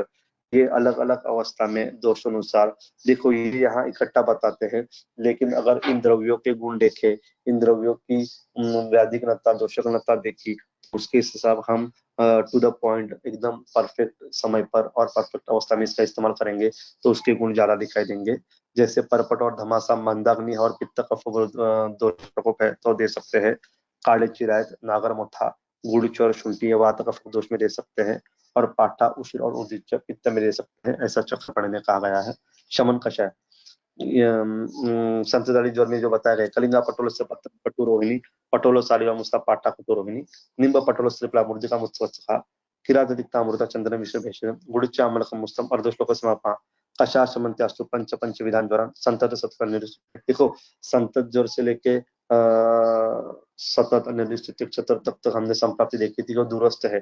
तो ये जो द्रव्य बोले गए हैं उनमें जो क्षमता है कि वो वहां तक जाए और वो काम करे, और ये शमन कषाय ही है। लोग यहाँ रसपाचक रक्तपाचक के रूप में इस्तेमाल करते हैं। किसी एक बड़े वैद्य ने पहले इसका इस्तेमाल शुरू किया और अभी सब वैद्य इसको यूज करते हैं, वो सही भी है। देखो सुश्रुत के सूत्रस्थान के 24वें अध्याय में 8वें श्लोक में आया गया है कि दोषों से ही व्याधि होता है। जब ये दोष रसगत होते हैं तो हम रसज व्याधि बोलते हैं, जब वो रक्त होते तो रक्त व्याधि बोलते हैं। तो जब साक्षात दोष उस स्थान में जाकर उस दोषों का पाचन करने की क्षमता इन द्रव्यों में है, ऐसे ग्रंथकारों का कहना है, इसलिए शमन कषाय है। ठीक है। सूत्र 204 से 214 में शमन कषाय कहे गए, उनको अवस्थान रूप तथा दोषों के अनुसार सेवन करना है। इनमें कुछ बात है तो कुछ सिद्ध कषाय है। कषायश्च यवगश्च पिपासा ज्वरनाशना निर्दिष्टा भेषज भीषण। देखो इतना बोलने के बाद उन्होंने बोला है कि जो बाकी भेषज चतुष्ट में सूत्र स्तंभ के चौथे अध्याय में ज्वरग्न और तृष्णा प्रशमन कषाय आया है, उसमें से भी हम एक एक या इकट्ठा मिक्स करके अवस्था रूप दे सकते हैं। और सूत्र स्तंभ के चौथे अध्याय के ये बताया गया है। और जो ये यवागु हमने बताया यहाँ जो शास्त्रकारों ने, लेकिन अपामार्ग तंडुलीय में जो यवागु बोल गए उसको भी अवस्था रूप इस्तेमाल करने का स्वातंत्र हमको शास्त्रकारों ने दिया हुआ है। अभी तक हमने क्या देखा कि ये कब करना चाहिए। देखो ये जो कषाय है उसका काल देखिए। ज्वरितम चढ़े अतिथ लघुअन्न प्रतिभोजितम चरक चिकित्सा स्थान 3 160। 6 दिन तक याओ का सेवन और 7वें दिन से 10वें दिन तक पाचन तथा शमन कषाय का सेवन करने का निर्देश है। कषाय का पाचन होने के बाद अन्न काल में लघु अन्न भक्षण करना जरूरी है। ठीक है।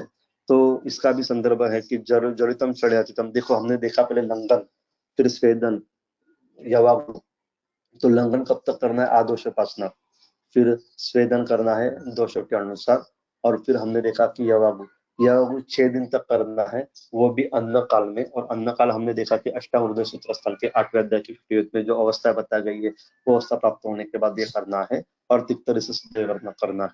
तो 6 दिन होने के बाद 10वें दिन तक कषाय पान का प्रयोग किया गया है। और वो लघु अन्न, तो लघु अन्न कैसे है?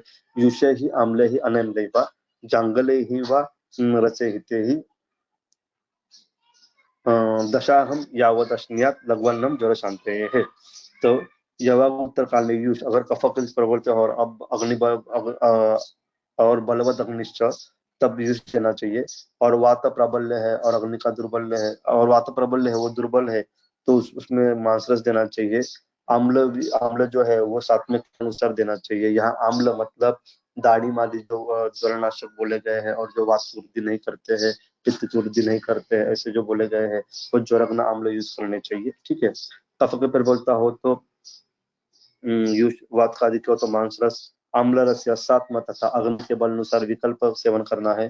मंदाग्नि और आल्म सात्म जो दाढ़ी माली ज्वरग्न आम्ल है उनका भी प्रयोग कर सकते हैं। लघु यहाँ मात्रा तक उसी मिलाना चाहिए। लघु अन्न मतलब मात्रा लघु होनी चाहिए और गुण भी लघु होना चाहिए।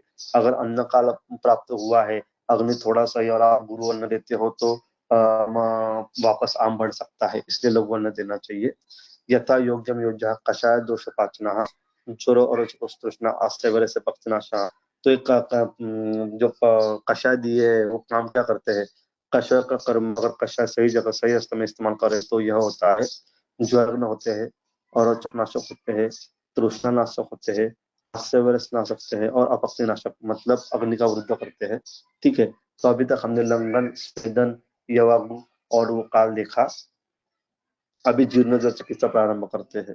तो देखो अभी जीर्ण ज्वर मतलब जनरली 7 दिन तक ज्वर निराम होता है ऐसा बोला। लेकिन अगर आपने 7 दिन तक भी ज्वर निराम अवस्था में नहीं आया तो उसको बाद में 10 दिन के बाद तक जो हमने रघुवर्ण वगैरह दिया उसके बाद भी अगर ज्वर रहा तो उसको जीर्ण ज्वर से संज्ञा लगती है। अतः ऊर्ध्वम कफे मंदे वात पित्तोत्तरे ज्वरे परिपक्वेषु दोषेषु सर्वशिष्टान यथामृतम।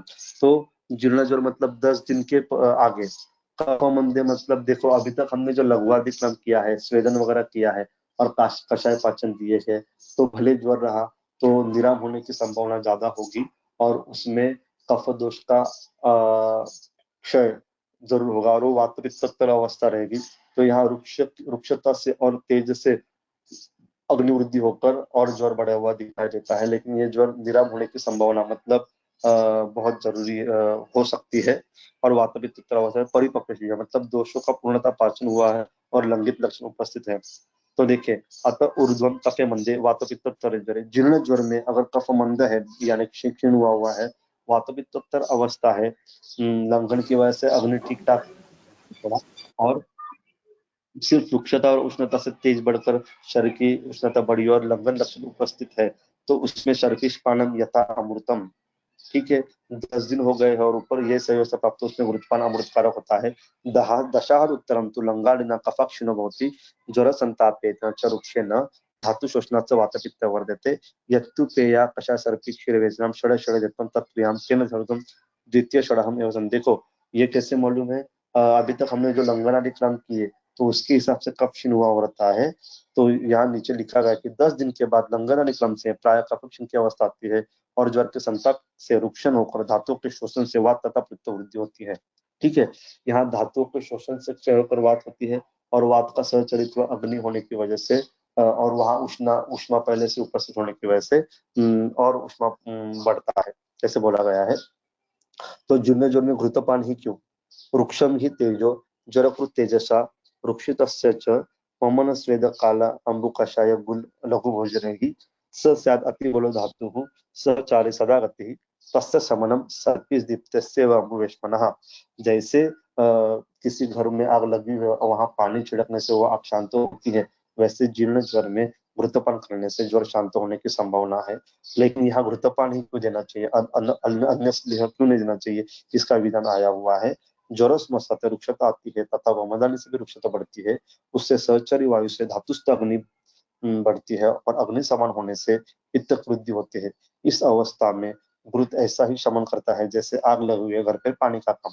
ठीक है, और आयुर्वेद रसायन में बोला गया है कि रुक्षता तेज से वायु बढ़कर वह तेज को धातु में ले जाकर वहां रुक्षण करता है और उसके शमन के लिए घृत जरूरी है।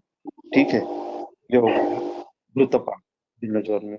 और आगे हम जाते हैं, जो ये घृतपान बोला गया है इसमें घृत के योग बोले गए, लेकिन जो कषाय बोले गए हैं, कषाह सर्वे एते सर्पिषा संयोजिता प्रयोज्य ज्वर सप्तम अग्नि संतुक्षणार्थ शिवा। तो जैसे ये जो कषाय बोले गए उसको भी घृत सिद्ध रहना चाहिए और जिन्नो जन में पान करना चाहिए, लेकिन अगर वो वातपित्तोत्तर अवस्था है, कफ क्षीणता की अवस्था है और रुक्षता से ही तेज बढ़ा हुआ है, तो ही हम यूज कर सकते हैं। उसमें ज्वर में घृतपान के फायदे क्या होते हैं? ज्वर शांति होती है, अग्नि संरक्षण होता है और कल्याणकारी होता है। तो देखिए, ऐसी अवस्था आने पर किसी भी व्याधि में हम घृतपान कर सकते हैं। ठीक है, जीर्ण जन्म होते हुए भी घृतपान निषिद्ध कब है? निदर्शन निदर्शन हम अपि ज्ञात्वा कफोत्तरम अलंघितम न सर्पी पायदैवम कषायस्थिम उपचारित यावत लघुत्वात् अशनम च। देखो, 10 दिन बाद जीर्ण ज्वर में उत्पन्न का निषेध होने के भी यानी 10 दिन के बाद भी लंघन पूरी तरह से नहीं हुआ है, कफज अवस्था है, तो घृतोपान न करते हुए वहां पाचन कषाय चालू रखे जब तक कफ क्षीण की अवस्था नहीं है। तो लगभग देखो, शास्त्रकार ये जो योग ये जो क्रियाक्रम बोलते हैं उसमें अवस्था का बार बार निर्देश करते हैं। जीर्ण ज्वर होने के बावजूद भी अगर कफ के लक्षण दिख रहे हैं, सामता थोड़ी दिख रही है, लघुत्व नहीं आया हुआ है, तो आपको घृतपान का इस्तेमाल न करते हुए आपको कषाय पान करना है जो कि पाचन और शमन है, और उसके बाद लघुत्व आने के बाद ही आप घृतपान कर सकते हो। ठीक है, यावत लघु आसनात दद्यात मांस रचनेचं बलम ही अगलम दिख रहा है, दोषण 10 दिन के बाद भी अपतर्पण करना अगर जरूरी हो। देखो, अगर हमको लगता है कि 10 दिन के बाद भी लघुत्व नहीं आया है और अपतर्पण करना है, तो क्या करना है? इसका विधान चरक चिकित्सा स्थान में बताया गया है। 10 दिन के बाद भी अगर अपतर्पण करना जरूरी हो तो शरीर का बल देखना जरूरी है, इसलिए अपतर्पण के साथ लघु पर बलदायक आहार करना जरूरी है। इसलिए यहाँ शास्त्रकार मांसरस का निर्देश करते हैं, क्योंकि ऐसी अवस्था में बल ही दोषों का निग्रह करने में समर्थ हो सकता है। धातु बल वृद्धि से दोषों को नियंत्रण रखने में मदद होती है। देखिए, अगर 10 दिन हो जाने के बाद भी कफ क्षीणता नहीं हुई है, लेकिन पेशेंट का बल क्षीण होते जा रहा है, आपको लघु कल्पना, लेकिन जो बल कारक है ऐसे मांसरस देना चाहिए। यहाँ अगर आप धातु का बल ठीक करते हो तो साक्षात उनको वो दोषों को ग्रहण करने में समर्थ होते हैं और उससे अग्नि थोड़ा वृद्ध हो सकता है, इसलिए वहां मांसरस देना चाहिए। देखो कोई भी अवस्था में बल का ध्यान रखते हुए ही करना है, चाहे वो शोधन हो, लंघन हो। अगर बल दक्षिण हो रहा है रुग्ण का, तो आपको वो अवस्था में उसको बलदायक चिकित्सा अग्नि का रक्षण करते हुए करनी चाहिए। यह विधान यहाँ किया हुआ है। ठीक है, तो अभी हमने क्या देखा कि लंघन देखा, लंघन कब तक करना है, स्वेदन कब करना है, सद्योवमन की अवस्था क्या है, वहां से स्नेह स्वेदन की जरूरत नहीं है, तो सद्योवमन कौन सी अवस्था में करना चाहिए, उसके अलग संदर्भ क्या है। उसके बाद यवागु कब तक देनी चाहिए, यवागु में तिक्त रस ही क्यों यूज करना चाहिए। उसके बाद ये यवागु छोड़कर दूसरे यवागु कौन से दे सकते हैं। उसके बाद पाचन कषाय कब देना चाहिए, शमन कषाय कब देना चाहिए। उसके बाद जीर्ण ज्वर हो तो घृतपान करना चाहिए, लेकिन जीर्ण ज्वर की अवस्था में भी घृतपान निषिद्ध कब है, ये सब हमने अभी तक देखा। और आगे अपतर्पण भी करना लगे 10 दिन के बाद तो मांसरस क्यों देना चाहिए, ये अभी तक हमने देखा। अभी इसके बाद आता है क्षीरपान। तो देखिए, क्षीरपान ये भी एक स्नेह है, लेकिन उसकी एक अलग अवस्था बताई गई है, घृत की एक अलग अवस्था बताई है। वातपित्तोत्तर अवस्था है, कफक क्षीण है, तो हमको घृतपान कराना है और लंघित हो। लेकिन अगर द्राह तृष्णा परितस्य वातपित्तोत्तर जलम बद्ध प्रचुद दोषम व निराम पैसा, अगर निराम अवस्था आई हुई है, वातपित्तोत्तर अवस्था है, लेकिन उसके साथ अगर दाह तृष्णा है और बद्ध प्रचुत दोष है, तो यहाँ दोष मतलब वात पित्तोत्तर अवस्था चाहिए, दोष बद्ध प्रचुत। यहाँ बद्ध और प्रचुत मतलब दोनों विरोधाभास दिखता है। बद्ध मतलब शरीर से थोड़े विलग हुए हुए लेकिन न निकलने वाले, और प्रचुत मतलब धीरे धीरे थोड़ा प्रवर्तित हुआ, ऐसे ये आया हुआ है चक्रपाणी के टीका में। तो वहां पयसा मतलब दुग्धपान कराना जरूरी है, ऐसे बोला गया है। तो देखो, दाह है, तृष्णा है, वात पित्तोत्तर अवस्था है, निरम दोष है, तो ऐसे अवस्था में आपको क्षीरपान करना है। लेकिन इसमें भी बद्ध और प्रच्युत, बद्ध दोष अप्रवर्त दोष, प्रच्युत दोष अल्प प्रवर्त दोष। बद्ध दोष है तो गवक्षीर, देखो गव्यक्षीर थोड़ा अनुलोमक बोला गया है, लेकिन वो स्निग्ध है। यहाँ देखो, बद्ध प्रच्युत दोष है, दाह है, तृष्णा है, तो हमें दाह प्रशमन करने के लिए शीत, तृष्णा प्रशमन करने के लिए शीत और द्रव, और बद्ध दोषों को निकालने के लिए अनुलोमक चाहिए। इसलिए यहाँ घृत से अच्छा क्षीर है। ठीक है, और प्रच्युत दोष है तो अजाक्षीर, क्योंकि अजाक्षीर के गुणधर्म में बताया गया कि वो अतिसार नाशक है। ठीक है, तो एक क्षीरपान का हो गया। देखो, घृतपान में दाह तृष्णा ऐसे लक्षण नहीं आए हुए हैं, और यहाँ बद्ध प्रच्युत दोष नहीं। क्षीरपान की अवस्था में दाह तृष्णा तो है ही, ज्वर तो है ही, वातपित्त अवस्था, लेकिन उसके साथ बद्ध और प्रच्युत दोष है। तो यहाँ दोष क्या है, उसकी अवस्था क्या है, उसके अनुसार ये क्षीरपान किया गया है। और ये जो पय के गुण आगे आए हैं उसके अनुसार उन्होंने क्षीरपाक बोले गए हैं, तो वो उस अवस्था में यूज कर सकते हैं। लेकिन यहाँ क्षीरपान का विधान करते हुए द्रव्य से सिद्ध किया हुआ क्षीर, चतुर्गुण पानी से सिद्ध किया हुआ क्षीर, धारोक्षण, इन अवस्था को अवस्था रूप इस्तेमाल करने से, दुग्ध गुरु होने की वजह से वह लघु करके सेवन कराने, इसलिए इसलिए अलग अलग विधि बताया गया है। अगर ज्यादा ही अगर मानदेय की अवस्था थोड़ी दिखाई दे रही है, लेकिन वातपित्त अवस्था है, तो आपको सिद्ध अक्षरों से सिद्ध के अक्षर देना जरूरी है। सिर्फ चतुर्गुण से मतलब लघु करके, यानी 1 कप अगर दूध लेते हो तो 4 कप पानी में उसको उबाल कर सिर्फ दूध बचे तब दे दिया। और धारोष्ण मतलब जैसे हम दूध निकाल रहे हैं वैसे ही वो सेवन करना जरूरी है, ऐसे। तो ये क्या काम करता है, पया सद्यो वात पित्तम ज्वरण्य, सद्य मतलब तुरंत, जिन्न ज्वरम सर्वेशम पया प्रशमम परम पेयतल उष्णम शीतम व यथा स्वम भेषज ही श्रुतम। ठीक है, अभी इसके बाद साक्षात मोमन और विरेचन की अवस्था हमको देखनी है। तो साक्षात मोमन विरेचन की अवस्था देखो, ये पय पान के बारे में बोलता हूँ कि रक्तपित्त में भी ऐसी अवस्था आई है कि तो कब पैदा, तो उन्होंने बोला है कि श्लेष्म निर्जित है, वात पित्तोत्तर है, मतलब श्लेष्म कम हुआ है, आम अवस्था में पय नहीं देना चाहिए, ये ध्यान में रखिए। ठीक है, तो ये जो द्रव्य बाद में आप देखिए कि क्षीरपान में क्षीरपाक में कौन से द्रव्य आए हैं, वो द्रव्य की कालमुकता आप देखेंगे तो वो द्रव्य हम विदाउट पय भी दूसरी अवस्था में ऐसे लक्षण हो और दोषों की अवस्था हो तो हम यूज कर सकते हैं। वमन तथा विरेचन, पहले हमने सद्य वमन देखा कि जिसमें हमको पूर्व कर्म करने की जरूरत नहीं है, लेकिन अभी जीर्ण अवस्था है और फिर भी दोष बाकी है और वो बाह्य स्थित है, तो हमको वमन विरेचन करना है, ऐसा विधान आया है। देखिए, यादि प्रियादि प्रशमन याति जरा अक्षिण बालमान से अग्नि है शमयत विरेचन ही। यहाँ विरेचन ही मतलब वमन और विरेचन दोनों लेना है, क्योंकि वो ऊर्ध्वभाग और अधोभाग उसको दोनों को विरेचन बोलते हैं। अवस्था अनुरूप अगर आमाशय में दोष हो आए तो हमको वमन कराना है, अगर पित्ताशय में और दोष आए तो हमको विरेचन कराना है। देखिए, अब तक ज्वर पुराना हो चुका है, लेकिन लंघन से लेकर क्षीरपन तक अवस्था अनुसार चिकित्सा करने पर भी ज्वर शमन नहीं हुआ है तो विरेचन से उसको शमन करना चाहिए। यहाँ विरेचन ही ऐसा उल्लेख है, क्योंकि अवस्था अनुरूप वमन या विरेचन कराना है।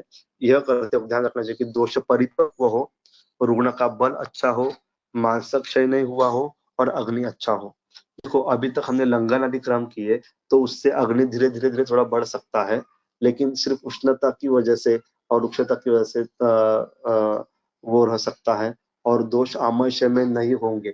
आमाशय की शुद्धि अभी तक हुई होगी ऐसा प्रतीत होता है, कोष्ठ की शुद्धि हुई ऐसा प्रतीत होता है। इस अवस्था में शोधन करना है। यह शोधन करने के पूर्व कर्म कराना है, क्योंकि यहाँ दोष कोष्ठ में नहीं है, तो स्वेदन से विलयन होकर जहां जाते हैं उस अवस्था अनुरूप आसन्न हो उसका वमन करना चाहिए। देखो, अष्टांग हृदय में आया है कि पाचने ही दीपे ने ही स्नेह स्वदेश परिस्कृताम यथासन्नम यथा कालम निर्हरतम। मतलब अगर ऐसे है तो पाचन दीपन दवा देकर स्नेहन स्वेदन करा के अगर दोष जहां आते हैं उस अनुसार वो कर्म करना चाहिए। दोष कौन से है इससे भी ज्यादा वो कहाँ स्थित है उसके ऊपर शोधन कर्म डिपेंड होता है। ठीक है। पूर्व कर्म करने के बाद यदि दोष आमाशय में आते हैं तो वमन से निराण करे। तो यहाँ ग्रंथकार मदन फल युक्त अलग अलग योग बताते हैं। यह योग अवस्था अनुरूप तथा दोषों के अनुसार यथास्थान इस्तेमाल करने चाहिए। एक ही योग हर अवस्था में उपयोग करने से लाभ नहीं होगा। उसी तरह अगर पूर्व कर्म से दोष पित्ताशय में आते हैं तो विवेचन कराना जरूरी है। इन दोनों शोधन के वक्त रुग्ण का बल तथा अग्नि क्षीण न हुआ हो यह ध्यान रखना जरूरी है। देखो, यहाँ भी लोग अवस्था देखते हैं कि व्याधि का और व्याधित का मतलब रुग्ण का बल अच्छा होना चाहिए, अग्नि अच्छा होना चाहिए। देखो, यहाँ पित्ताशय मतलब अधो आमाशय से लेना चाहिए। अगर हम पाचन दीपन करने के बाद स्नेहन स्नान करने से दोष जहाँ वहां आते हैं, फिर वो पित्त कफ क्यों ना रहे, तो कफ पित्त क्यों ना रहे तो हमको विरेचन कराना है। और वो कफ पित्त क्यों ना हो लेकिन आमाशय में आते हैं तो हमको वमन ही कराना है। ठीक है। ये पूर्व कर्म युक्त वमन कराना है। लेकिन अगर ज्वर में बल और मांस क्षीण हो, अग्नि क्षीण हो, तो हम वमन विरेचन नहीं कराना। तो क्या करना चाहिए? ज्वरस्य क्षीणस्य न हितम वमनम न विरेचनम कामम तो पैसा तस्य निरोधरेव हरितमनम। यहाँ दुग्ध से अनुलोमन करना चाहिए या फिर निरोध देना चाहिए। देखो, यहाँ दुग्ध और निरोह की अवस्था बताई है, तो ये दुग्धपान नहीं कर सकते तो निरोह दे सकता हूँ, निरोह नहीं कर सकते तो दुग्धपान दे सकता हूँ, ऐसा नहीं है। ये दोनों की अलग अलग अवस्थाएं हैं। अगर रोगी ज्वर क्षीण है तो वहां शोधन उचित नहीं है। इस अवस्थापन में दुग्धपान से ही अनुलोमन कर सकते हैं तथा निरोह।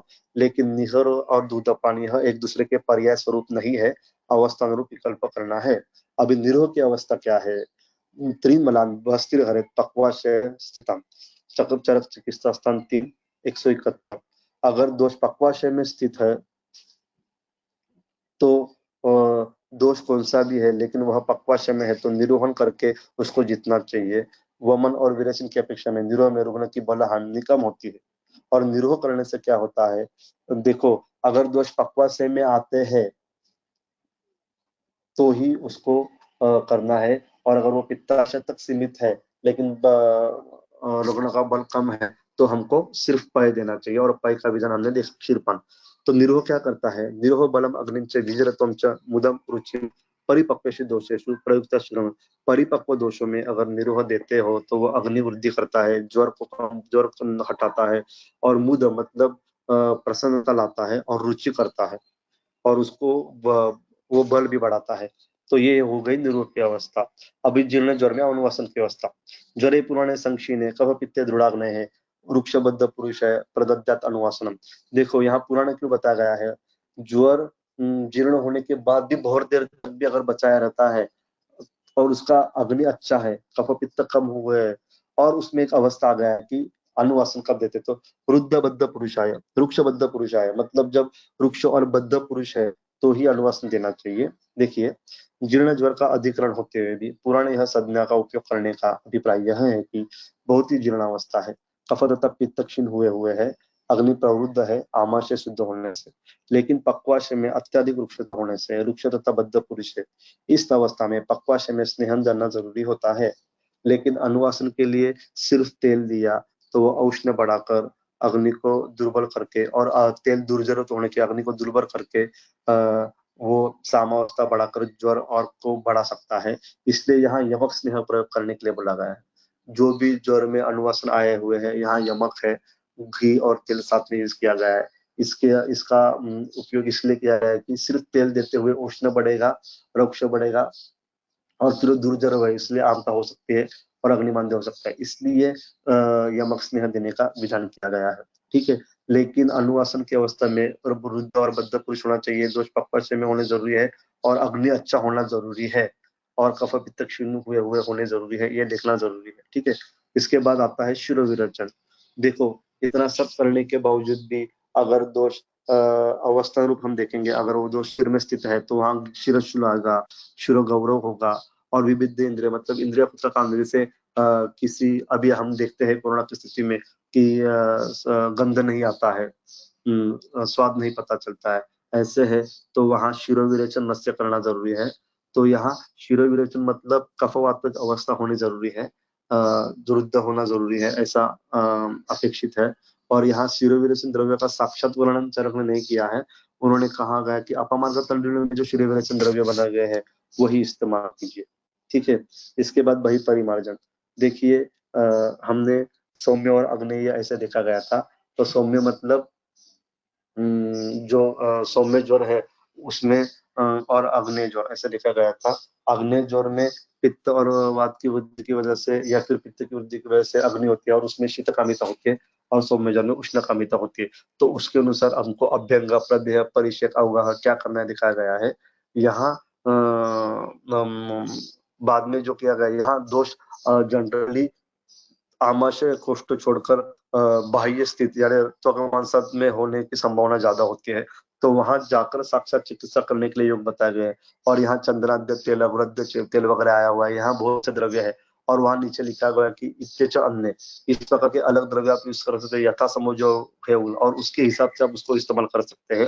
तो प्रदेह में कितना अंगुली लेप करना चाहिए, परिचित में क्या करना चाहिए, अवगाह में क्या करना चाहिए, ये तो स्वतंत्र व्याख्यान के विषय है, लेकिन अवस्थानुरूप अगर हम उसको इस्तेमाल कर सकते हैं तो हम अभ्यंग और प्रदेय यूज कर सकते हैं। अंतर शुद्धि के बाद बाह्य शुद्धि बताने के लिए दोष कोष्ठ में न होकर त्वक मांसादि में हो उसकी संभावना ज्यादा है, तो वो बाह्य शरीर में ये सौम्य और उष्ण उपचार करने के लिए बताया गया है। इसके बाद धूपन चिकित्सा, शर्षपः सवयवः सर्पी धूपनम ज्वरनाशनम, ये धूमा धूपनम यच्च नावनम चांचलम चेत् मनोविकार निष्ठम कार्यांतर। देखो, ये धूपन चिकित्सा साक्षात क्यों बताया गया है।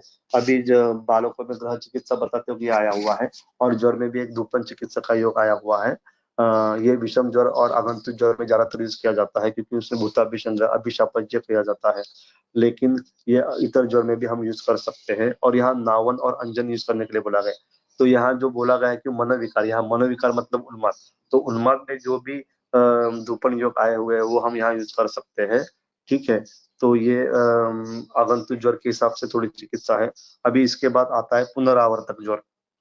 तो असंजात बोलो यस्तु ज्वरो मुक्तो निषेवते वर्जयतम अन्नस्तस्य पुनरावर्त ज्वर। पहले ही बोला गया है कि हमने देखा कि तरुण ज्वर में क्या निषिद्ध है और ज्वर में अगर बल प्राप्त नहीं होता तो क्या निषिद्ध करना है। अगर ये नहीं करते हैं तो ज्वर वापस आता है क्योंकि वो हेतु की वजह से है और वो वापस शांत होकर होते हैं। तो पुनरावर्तक ज्वर रोकने के लिए हेतु का निषिद्ध करना, हेतु का सेवन बंद करना बहुत जरूरी है। अगर आपने वैसे नहीं किया तो पुनरावर्तक ज्वर देखो। तो ये हमने संक्षेप में ज्वर चिकित्सा देखी, इसमें अभी विषम ज्वर बाकी है। अभी हम अगर बोलेंगे कि द्रव्य कौन से इस्तेमाल करने चाहिए, तो अवस्थानुरूप हर एक यहाँ ज्वर आया है। मैं ये औषधि आई है, मैं एक उदाहरण के लिए बोलता हूँ कि लघु पंचमूल सिद्ध यवागु जो है विदारी गंधारी, वो स्वेदन करने वाली और श्वास का कम करने वाली, लेकिन वही पयपान आया तो उसमें वो स्वेदन, काश, श्वास, वात पित्त और ज्वर और ये करता है ऐसे बोला गया है। वैसे जैसे अभी गोक्षुर कंटकारी सिद्ध ये है, शिरशूल और बस्ती और ये काम करते ऐसे बोला है। वैसे ही रक्त पित्त में गोक्षुर सिद्ध, शतवरी सिद्ध, क्षीरपान आया हुआ है जो कि मूत्रगत रक्त पित्त में करता है। देखो, योग जो चिकित्सा के द्रव्य बताए गए हैं वो कौन सी कल्पना से यूज करने चाहिए, इसके हिसाब से वो रोगाग्नता डिसाइड करते हैं, लेकिन उसकी दोषाग्नता सेम रह सकती है। जैसे गोक्षुर अगर बस्तीगामी है तो बस्तीगामी रह गया। जैसे हमने देखा कि षडंगोदक में शुंठी आने से वो आमाशयगामी तो उसका बढ़ गया है। तो ये जो इसमें द्रव्य ज्यादा इंपॉर्टेंस नहीं रखते हैं। वो द्रव्य कौन से अवस्था में और कब यूज करने चाहिए ये बहुत इंपॉर्टेंट रखते हैं। पाचन कब करना चाहिए, स्वेदन कब करना चाहिए, स्वेदन रूपी पाचन कब करना चाहिए, लंघन रूपी पाचन कब करना चाहिए, कषाय रूपी पाचन कब करना चाहिए, ये अवस्था प्राप्त होना बहुत जरूरी है। यहाँ हम देखते हैं कि ज्वर आया तो त्रिभुवन कीर्ति, महासुदर्शन घनवटी तुरंत देते हैं, लेकिन सामावस्था है। और देखिए, अगर आपने ज्वर की अवस्था अवस्थिक चिकित्सा अच्छी की है और ज्वर पच्चमन अवस्था में जा रहा है तो उसका थोड़ा ज्वर बढ़ता है।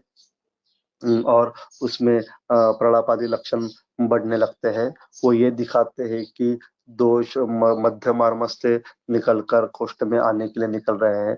लेकिन अगर आपने आवश्यक चिकित्सा सही की है, पेशेंट का बल अच्छा हो रहा है, दोषों का प्रवर्तन हो रहा है, तो ही आप इस पे अनुमान पे आ सकते हैं कि ये पश्चिमावस्था चिकित्सा से हुई है। देखो, सामावस्था, पश्चिमावस्था, निरामावस्था, ज्वर मुक्त अवस्था और ज्वर मुक्त अवस्था, ये हमने सब देखा हुआ है। तो इस हिसाब से ये चिकित्सा का इस्तेमाल करना चाहिए। अभी ये बताते वक्त मुझे ये बताना बहुत जरूरी लगता है कि चरक ने 149वें श्लोक तक बताया कि अभी तक हमने क्रियाकर्म बताया और उसके बाद हम द्रव्य बताएंगे। और तो उनको ये बहुत ये है कि उनका अभिप्राय ये है कि आप अवस्था देखिए और दोषों के देखिए, लेकिन अवस्था आए बगैर अब आप काम मत कीजिए कोई भी, ऐसे बोला गया है उन्होंने। ठीक है। और तब तक उन्होंने सिर्फ यही बताया कि द्रव्य, जब अगर ये बताते, उन्होंने बोला कि इति क्रियाक्रमा सिद्धो ज्वरगणा संप्रकाशिता येषाम त्योश्च क्रमस्थानी दर्वाणी ऊर्ध्वगा। ये क्रम से हमने अभी क्रियाक्रम बताया, लेकिन अभी द्रव्य आगे बताएंगे। ये 177 श्लोक में बताया गया है। लेकिन तब तक जो द्रव्य है उसमें सिर्फ उष्णोदक और यवागु और मुस्ता परपटक ये आए हुए हैं। लेकिन मुस्ता परपटक श्री चंदन उदिच नागर यही द्रव्य बताए। बाकी सब उन्होंने क्रियाक्रम और उसकी अवस्था बताई। और बाद में धीरे धीरे अवस्था पर उन्होंने घृतपान कौन सा कराना चाहिए, क्षीरपान कराना है तो क्षीर कब कराना चाहिए, कौन सा करना चाहिए बताया। तो ये अगर अवस्था आप करते हैं, देखो अभी कोरोना के काल से अभी तक पेशेंट को, मार्च से लेकर अभी तक मुझे जब मैं चिकित्सा करता हूँ ज्वर की, तो मैं यवागु ज्यादातर से और लंघन यूज करता हूँ। लेकिन अगर आपने पूर्व रूप अवस्था में और व्यक्तावस्था में तुरंत लंघन चालू किया, अगर वो सामान्य ज्वर है और उसके हिसाब से अन्न कराने के बाद अगर आपने यवागु दी, वो भी अगर औषधि सिद्ध यवागु दी, जैसे शुंठी सिद्ध यवागु दे सकते हैं आप, मुस्ता सिद्ध, या फिर जो बताए गए हैं उसके अनुसार और उसके लक्षण के अनुसार, तो लिटरली आगे चिकित्सा की जरूरत नहीं लगती है। और इसमें जो ज्वर जाता है वो बल, पेशेंट का बल रखकर ज्वर जाता है। और उसके बाद अगर आग गया, आप 7 दिन तक बल नहीं होता, तब तक अगर स्नान, व्यायाम, अभ्यंग ये वर्जन करते हैं, तो डेफिनेटली उसको पुनरावर्त ज्वर नहीं होता है। ये मेरा अनुभव है। यहाँ जो कल्प यूज किए हुए हैं वो सिर्फ दोष प्रत्यनिक के हिसाब से यूज किए हुए हैं, लेकिन कल्पना बहुत जरूरी है। युष्य कल्पना देनी है, वात कल्पना देनी है कि लंघन कराना है। लंघन कब तक कराना है, देखो अगर वात ज्वर है और आपको लंघन कराना लगता है तो आपको लघु और अशनो रूप लंघन कराना है। वहां लघु द्रव्य कौन से यूज करने चाहिए आहार के, तो आपको पता होना जरूरी है, जो वात नहीं बढ़ाते हैं। ठीक है। तो अब तक ये मुझे जो जितना चरक में ज्वर समझा हुआ है उसका मैंने भाष्य किया। इससे आपको कुछ फायदा होगा ऐसे आप आशा रखता हूँ। और इतना बोलकर मैं मेरा आज का व्याख्यान मेरी ओर से खत्म हुआ, ऐसे मैं बताता हूँ। धन्यवाद। हेलो। Hello. हाँ sir. Uh, Thanks to you, sir, for this wonderful session. Thanks to all of you to show so much patience. If anyone of you have doubt, then ask freely.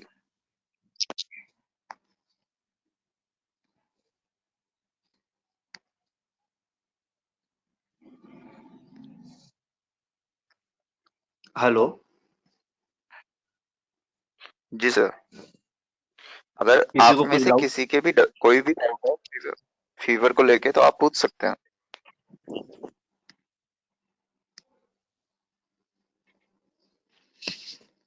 देखिए, इससे पहले मैं आपको बोलना चाहता हूँ, ये 1.5 घंटे में खत्म करने वाला सेशन नहीं था। ये पीपीटी करने के लिए मुझे ऑलमोस्ट 1 हफ्ता लगा, क्योंकि जितना इम्पोर्टेंस है उतना ही उसमें दिखाना जरूरी था। और गलती से मैं भटक ना जाऊं, टू द पॉइंट रहूं, इसलिए मुझे जो बोलना था वो भी मैंने वहां लिख के रखा था। तो मैं पीपीटी आपको भेजूंगा। लेकिन ये सिर्फ इतना समझने के लिए कि अवस्था क्या है। और देखिए, ये अवस्था हम हर व्याधि में इस्तेमाल कर सकते हैं, हर व्याधि में इस्तेमाल कर सकते हैं, सिर्फ ज्वर में नहीं। आप रक्त पित्त में देखेंगे, आप गुल्म में देखेंगे, आप कुष्ठ में देखेंगे, या फिर और जगह पे देखेंगे, तो वहां पयपन आया हुआ है। लेकिन ये पयपन की अवस्था ऐसी ही है, वात पित्तोत्तर अवस्था, जैसे मैंने रक्त पित्त का संदर्भ दिया था। कषायपन की भी अवस्था वैसी है। कफ कब क्षीण होना, कफ पित्त क्षीण में कब कौन सा क्रम यूज करना चाहिए। और देखो, अभी यहाँ बताया कि बस्तिर हरेत पक्वाशय गतान मलान, मतलब यह सिर्फ ज्वर में नहीं है। अगर ज्वर दोष पक्वाशयगत है, फिर वो कोई भी रहे, तो ही आपको निरोह देना है। ये हमको यहाँ समझना चाहिए। और इसके लिए मैंने सिर्फ सिद्धांत लिए हुए हैं। और देखिए, गोक्षुर देना है, शतावरी देनी है, ये तो व्याधि प्रतिनिधि चिकित्सा हुआ। यहाँ ने इन्होंने दोष पकड़कर, कल्पना पकड़कर, अवस्था देखकर ये सब योग बताते हैं। जैसे जहाँ हरित की देना है वहां हरित की देना है, जहाँ मुलेठी देना है वहां मुलेठी देना है, लेकिन संसार के लिए जहाँ आपको आरोग्य देना है वहां आरोग्य देना है। हेलो।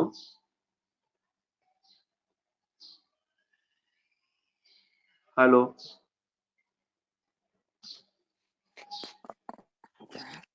हाँ, तो उसके हिसाब से हमें किसी को कोई डाउट?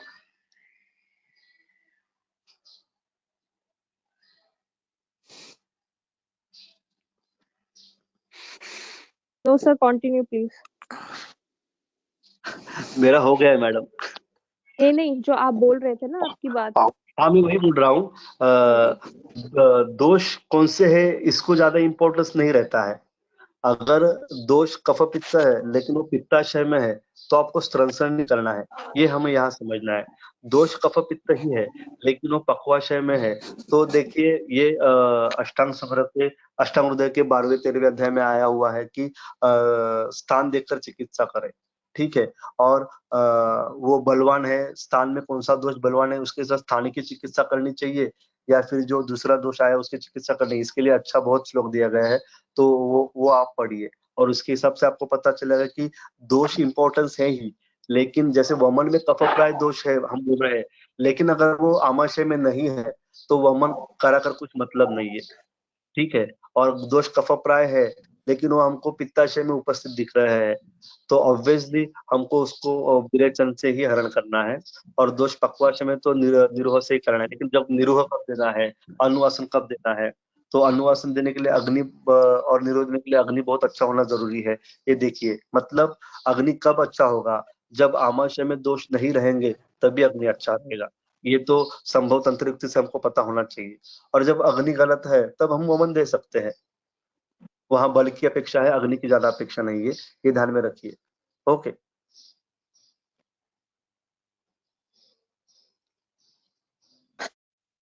बोलिए।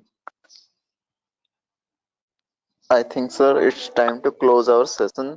Uh, I hope you enjoyed this series of fever webinar on the topic fever. If you enjoy, then show your love and support to Pro Ayurveda. Thank you, sir, for this wonderful session. Okay, sir. Thank you, thank you. Okay.